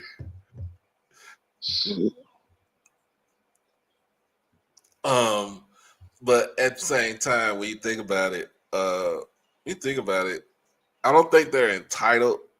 I think they want to get their foot in the door. And like you said, if you want to get your foot in the door, be like how Warren Sapp is at Colorado. Yeah, that's what I'm saying. Yeah. He's a defensive line, right? Yeah, quality. He's a quality, defensive quality analyst or something like that. Yeah, that's what I'm saying. We got Lionel in the chat from PV versus everybody. Hey man, y'all should be celebrating down there. Y'all got a big time coach coming to now don't they call Prairie View the Hill or on the Hill? They call it? The Hill. Mm-hmm. Y'all got championship coach coming. Hey, I call it Alta Vista Plantation. Yeah, that's right. The original name. Listen, man, that's the home of Otis Taylor. What's that guy with Kenny Houston? Mm-hmm. That was a big. What was that running back? He went to the Raiders. He was Prairie View. I can't think of his name right now. He played for Al Davis. I think early '60s. Was it some kind of heel? He was a running back. You remember Choo Choo Brackens? That's Prairie View. Yeah, that's during the '50s. Yeah, I heard the name. Yeah, Choo Choo Brackens went to the Green Bay Packers. Yeah. Andre, he said that he'll be empty, not according to my niece, because she go to school there. What he's talking about the Prairie View? That he'll be packed. Listen, man, I can foresee, like you said, that SWAC West, baby. Yeah, I think that guy gonna bring some heat, man. Jackson gonna bring some heat to that West, bro. Yeah, so all you got to do is win 5 games in your division, in your division, 3 on the other side. That's it. Now, Doc, I know y'all for, but I'm tired of division. Now, I want to do like the. I want to be like the SEC and ACC. I want the best 2 teams. I like division. I do like divisions, but I'd rather see like you said, the 2 best teams in the conference. Yeah, I want the 2 best teams. That's what I like about that. ACC, they went away from, and the SEC did too, right? And so did the Big 12, right? The Big 12 went away. They've been done away. Yeah, that's right. They take the best 2 teams. Mm-hmm. They stopped that once. I forgot who left. With A&M and Missouri, A&M and Mizzou, they left. Let me ask you a question, Doc. We got 12 teams in the SWAC. What's the magic number for you? Do you want 14 teams, 16 teams, or you wanted to stay at 12? But you can have 14 teams. So you Add want two more teams? You can add 2 more teams up in there. You got an idea who you want? Well, they ain't gonna budge. So is it Tennessee State? Yeah, Tennessee State ain't gonna budge. No. They But now, said, but you know, I talked to my niece. She said it's all over the campus that they going me at. really? Yeah, I talked to her Christmas about it, and she said that the students are happy because you know they want to play black schools, and she said that they were happy, and that you know it was really a good thing about them playing Howard for Howard's homecoming. They were really a lot. Some of the kids went. They loved it. They loved it. And she said the word is, you know, it ain't official, but that they supposed to be going MEA. Wait a minute. Let me say, you missed the moment. I was allegedly. Let me say that allegedly. Let's say that allegedly. Because if she was on it, you know, she make this say allegedly. Allegedly. That's right. Allegedly ain't never been more important than it is now. Allegedly. I want to have Clark and Tuskegee over here in the SWAC. Man, listen, man, I wish Clark, but you know, that's my school. I know they ain't gonna do right. Man, I wish Clark would go ahead on the jump. Because they, you know, they like the doctor said last night, that is true, Doc. Everybody wants an outfit in Atlanta. They do. They you know, the MEAC, they are after Morehouse. You know, the SWAC is trying to get either one. Because I'll tell y'all right now, you know, if Jackson State would have come to Clark Stadium, that's 30,000. You know, fam, you come to Clark Stadium, that might be 35 or 40. Oh, yeah. Yeah, man. Dr. Kanisha said she has no confidence in the MEAC to close the deal. Well, look here, man. Y'all shot my idea down, but you know what, I'm still with it. I still say combine the MEAC and the SWAC. That's 12, that's 18, give me 2 more. That'll give me 20, four divisions, 5, wait a minute, 4 divisions, 5 teams in each division. I still say it. Dr. Charles McClellan as commissioner. Still say that. And you know, Doc, my other idea that y'all hate so much, I still say, I cling to it. Jackson State and Alcorn play twice, the beginning of the season, end of the season. FAMU and Bethune-Cookman play twice, beginning of the season, end of the season. Southern and Grambling play twice, beginning of the season, end of the season. Texas Southern, Prairie View play twice. Where did I get it from? It's called the NFL.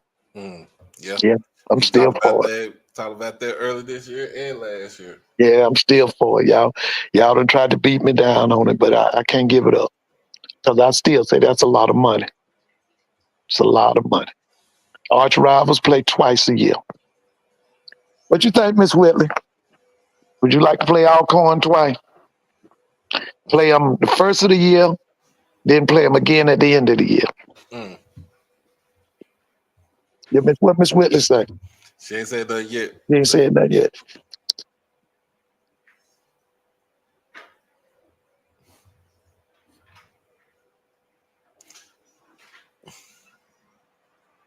Man, they about to try to run us out. We've been leading the whole game. Oh, the Falcons and the yeah, they about to get it. I think they up by how many now? Wait, let's see. I can't. I was trying to see the score they're here. about touchdown. Okay. It's not bad as I thought. Okay. But we was up 17-7, weren't we? No, I don't want to talk about my Cowboys. Now y'all played who today?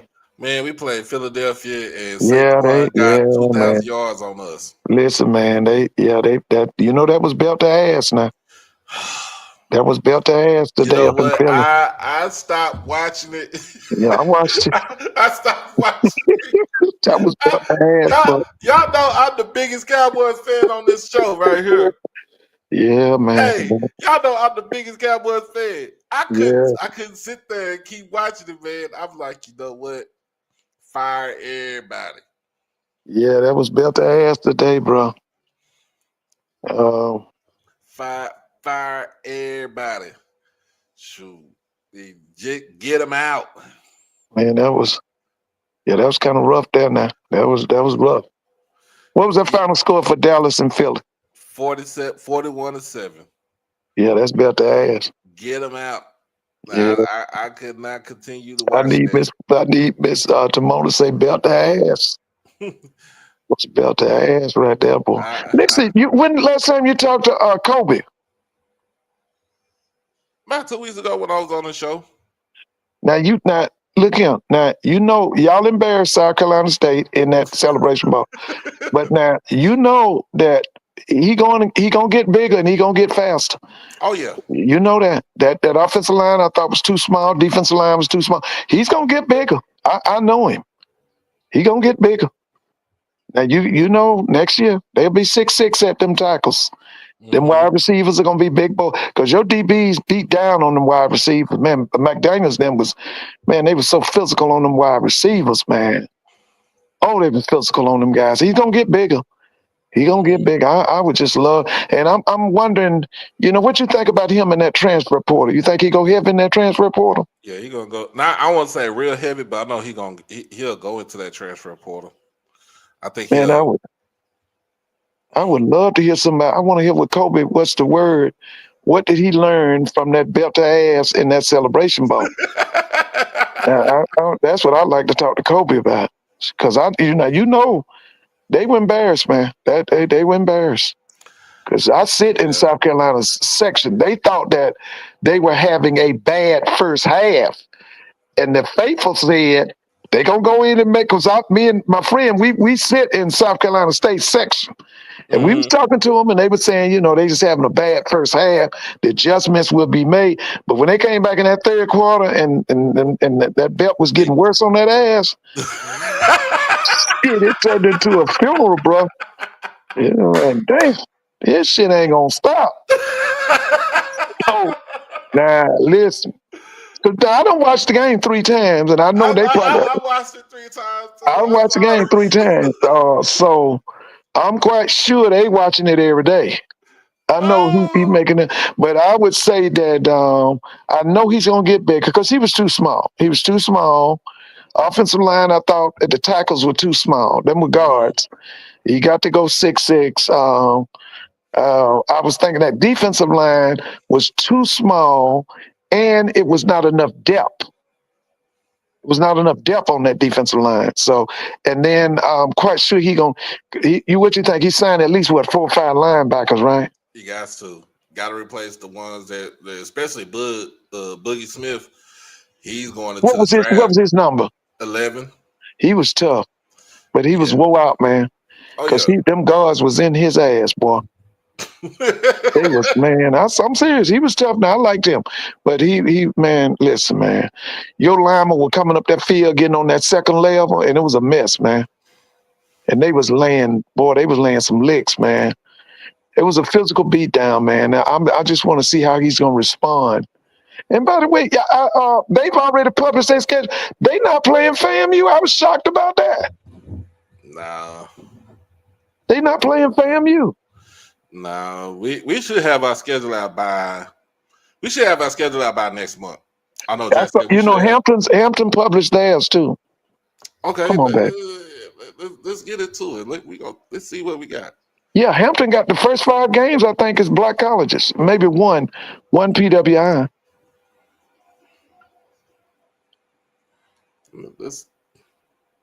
If you go to Hampton's website, I know they start off with y'all, and maybe Elizabeth City. I can't. Yeah, I got it. You got it? Yeah, so they'll be at Jackson for Labor Day weekend. Then yes, they host Elizabeth City State. They got North Carolina A&T in Greensboro. They gonna beat their ass. They gonna beat their ass. The battle between the real HU in DC. That's gonna be a big game. They got Elon down at Elon. Okay. They'll be in Norfolk. No, they'll be in Hampton this year. So Elon comes to Hampton. Elon, no, they'll be in Elon this year, this coming Okay. season. They'll be in Norfolk comes to Hampton this year. Oh, that's gonna be a big game. Campbell comes to Hampton. Yeah, They on the okay. road to they on the road to Villanova. They play Monmouth this year. That's that school out of Jersey. They tough. That Mammoth or whatever. They tough, man. Yeah. Them guys are good, man. So they play. So they will be in. They'll play them at home. They have University of Maine at home also. They have William and Mary at home, and then they on their last game of the season. They on the road at Rhode Island. That's a big game. That William and Mary game's gonna be big. Yeah. So they got But you said William and Mary embarrassed them last year, right? They by 42.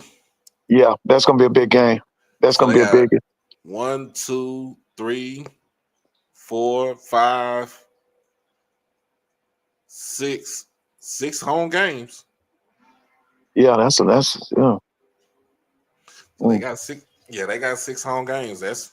But I admire them for coming. You know that they coming down to Jackson. I admire them for that. They coming to Jackson. I mean, they traveling a long way from home to the national champions. Hey, that's I give them some credit. That's a lot of nerve. That's a lot of nerve, baby. They coming into the vet. Heard word that FAMU supposed to be playing Central this coming up year. Is it the Orange Blossom Classic? EA is the OBC. Let me know if it's the OBC. If not, So they need to go back to the OBC. I'm sick of them with that mess. Oh man, they just messed up. Falcons they messed that up, bro. Oh, they messed that up. God, I didn't know, boy. Just messed that up. That's that pressure. It's at home. Oh, it's at Bragg. Mm-hmm. Ask him, does he? What else he got on him? What? And by the way, you said EA. Why y'all ain't playing South Carolina State? Their first game is at South Alabama. I think I kind of heard that. So that's Labor Day weekend at South Alabama. Yep, in Mobile. Okay, and then what we got? What's the next game? They ain't put the whole schedule out. Oh yeah, okay. EA, what you got? What you got on that schedule, man? Go give us some tea. I'm just sorry. I'm sorry. I thought they would keep that rivalry with South Carolina State. And by the way, are y'all gonna play Tennessee State? You think y'all gonna play Tennessee State? They need to. Oh man, I can't even believe that they've gone all these years and haven't played Tennessee State, man. Man, when I was growing up, that was the game, man. Man, we would love when Tennessee State would come down to Tallahassee, or fam would go up to Nashville, and then they started coming to Atlanta. Man, that was a big game. Now these people don't even play. How much sense do that make? I can't even believe it. Is EA on that? EA, give some more games. What you got?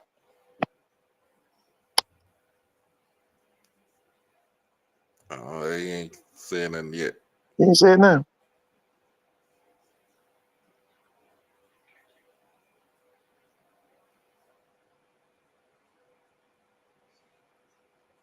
So okay. So y'all go to Southern next year, right? Yes, we go to Southern next year. That's gonna be a biggie. You go to Southern. You don't know the date, do you? Nah. Okay. And I think Southern will be back as a conference game. Right. So it'd probably be you think the first half of the season?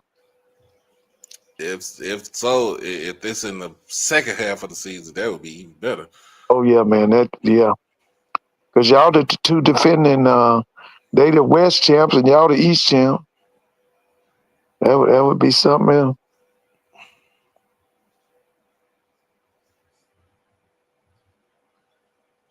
Man, they just blew it, man. They were in the red zone and dude made a mistake. Center the ball over his head. They say, yeah. Ooh, Coach Bradley is leaving South Alabama. Where's he going? We talked about we talked about this earlier. No,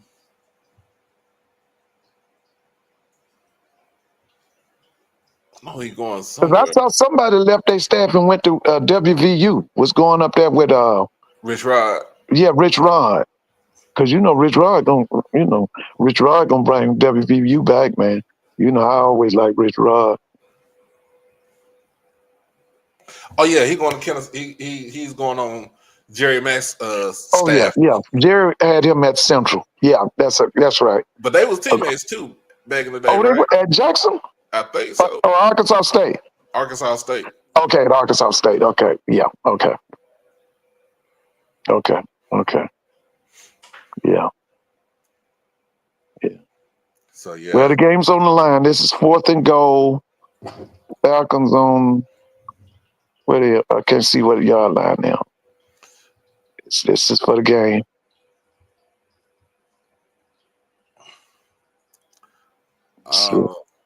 And get up off this thing, but yeah, man.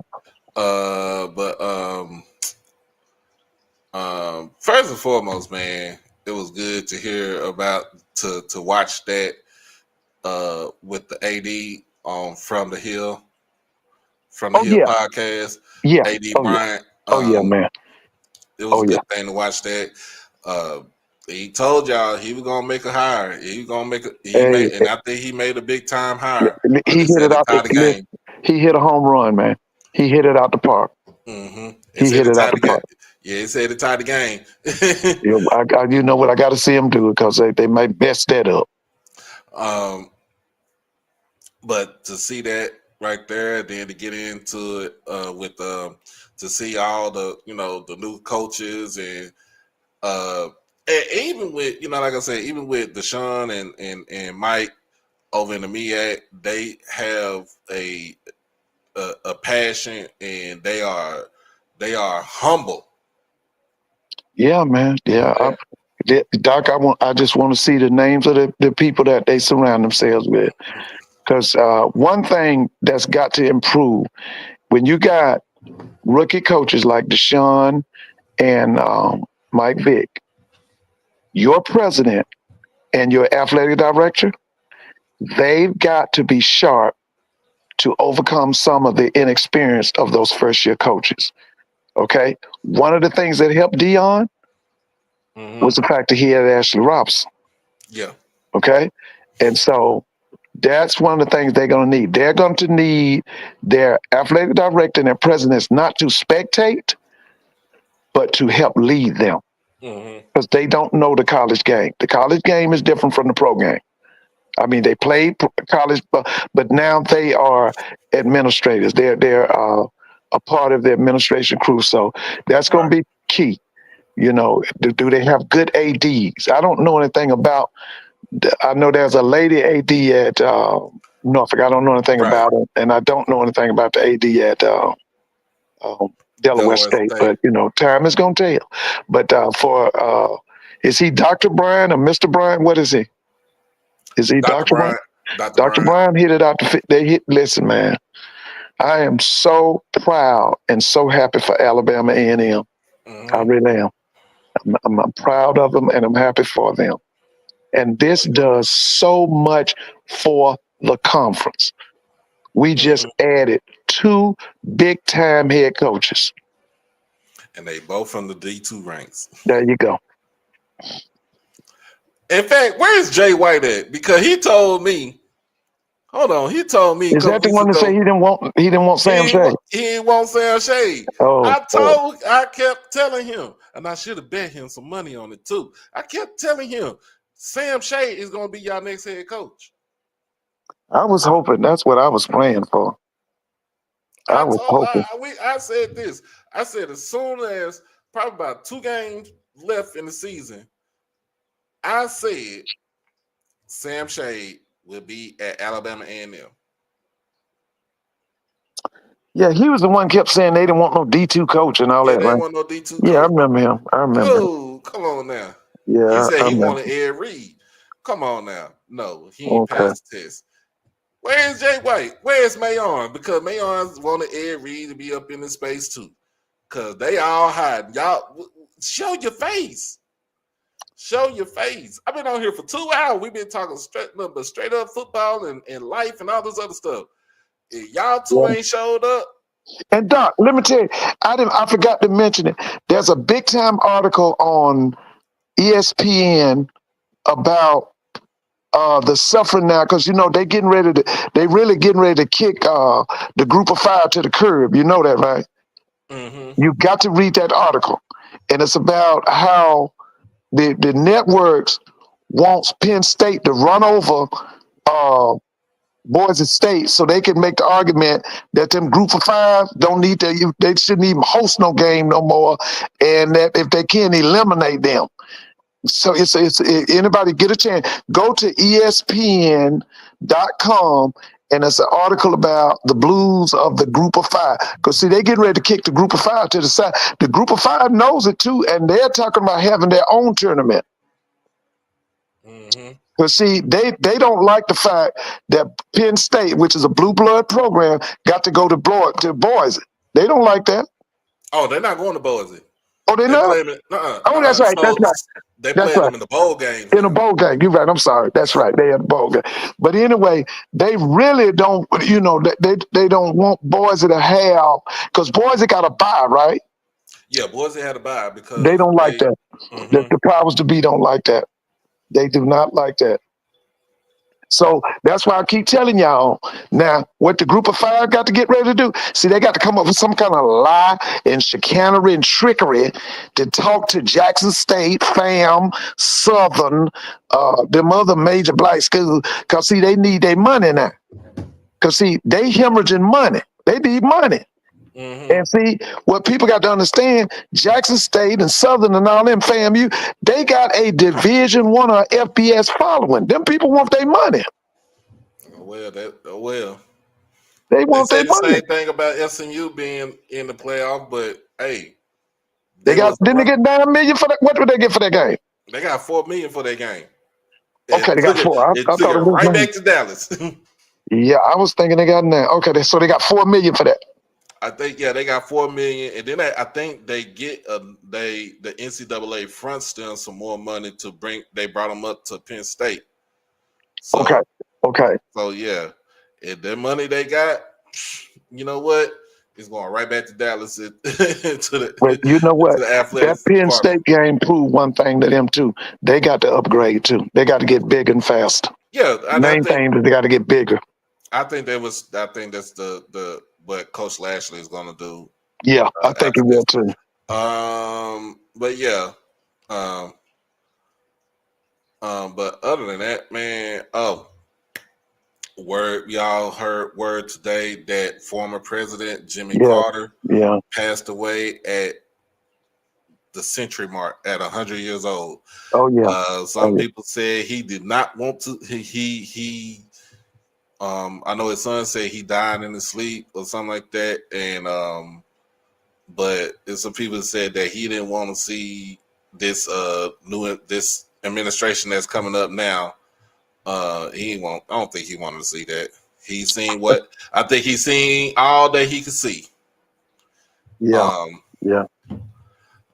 In fact, I was born in Jimmy Carter's administration. Yeah, I'm born in '79, so I was born like on the back end of the administration. Well, I went to college during his administration, bro, and he had so much money out there for college students, it wasn't even fun.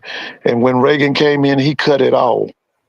We went from BOG and Pell Grant and loan, National Direct Student Loan. Yeah. He put a lot of money out there for people to go to college. The man that was a peanut farmer. That's him. Became the leader of the free. I don't like that saying, leader of the free world, because ain't nothing free in this world. Right. Became the leader of one of the more powerful countries on earth. He is gone. Yeah. It's just crazy to hear something about that, And the best thing about it was, even during this time after so long he left the presidency, because it's been over 40 years, since he left. 1980, wasn't it? Yeah, What he left 1980. Yeah, 1980. He lost the election in November of 1980. Mm-hmm. Yeah, I remember. That was 44 years. Yeah, I was After in that, college. he's been doing he volunteering and everything. Yeah. The man, even though he made mistakes in his presidency and stuff like that, the man was still able to go out there and contribute to society. Oh yeah. So, you would never have another person like that. Even with George H.W. Bush, and before he passed away, he saw what he did. He kind of, in his later years, he kind of backtracked a lot of things of what he did during his presidency and after his presidency. Even when, with the Hurricane Katrina situation, he kind of looked at it as like, yeah, what I said was a mistake. And I should have never said that, because at the same time, you got people out there dying because, yes, our government. And I feel like, in a sense, George W. Bush, his son, I think he was coerced by his own people to not do anything at the time until it was time fitting for them. Right. So, even when, with I call him W, what he said, after his presidency, like, he made some mistakes. He kind of should have went with his gut. You talking about a man that was a businessman, a owner of a baseball team. And I feel like he could have, the way he ran the baseball team at the time, he could have ran the country like the baseball team at the time. If you ain't got that type of money like that, man, you ain't got to spend it. You ain't got to spend it. Just fix the economy and leave it as it is. Because we was in a surplus when you took it over. We had a budget surplus, and we ended up in a deficit for 8 years. So, I don't really too much want to talk about, just the politics and stuff like that. But we going into a new age now where we still got a man that is a convicted felon, and you got his vice president is a young batshit crazy person from Ohio. His whole cabinet is dumber than a box of rocks. You know what I was looking for in the awful position of Don King. Shit. I'm be like Ken Rashad. Shit. I thought it made awful position of Don King. Woo. Wow. Yeah.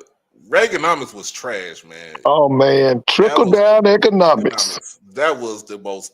I learned. It was the crazy thing. I learned that in high school, and I'm like, why did we even agree on this shit right here? It was a way to put more money into the hands of the rich. That's it. That's what it was about. And they said anything that fell out of their hands, the rest of America would get it. It was trickle down economics. Mm-hmm. George Bush called it voodoo economics. The old man called it voodoo economics. When he said no new taxes, I was like, oh, Oh, you man. been young, like no new taxes. And then Read my we got lips, taxed. What is it? Read my lips. No new taxes. Then Boy. the next 4 years, we got taxed out the ass. Yes, sir. Yeah. And then we get the frat brother, Bill Clinton. Yeah, man. You know what I'm saying?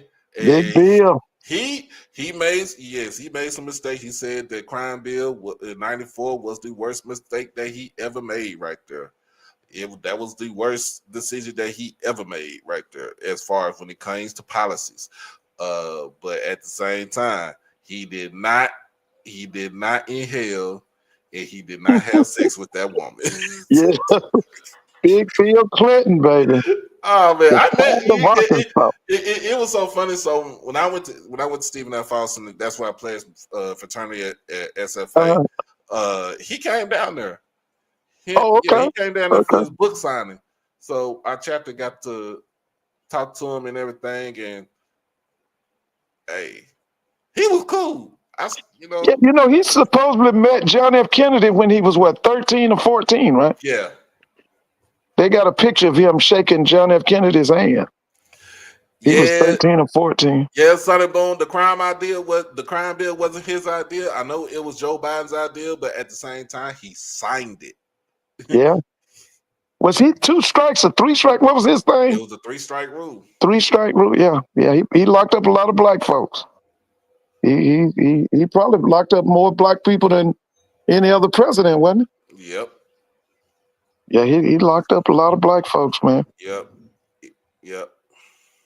Oh, they're going to overtime.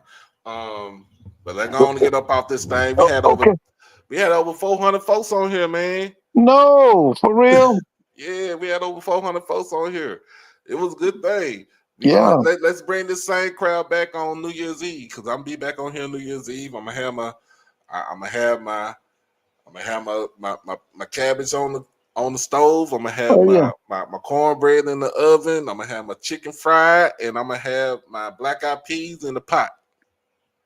All right. And I'm gonna clean up in the day before I go to work. Yeah. Get home and then just be on here and have fun with everybody. So listen, y'all, man, come on. I enjoyed it, and have a good night, okay? You too, sir. All right now.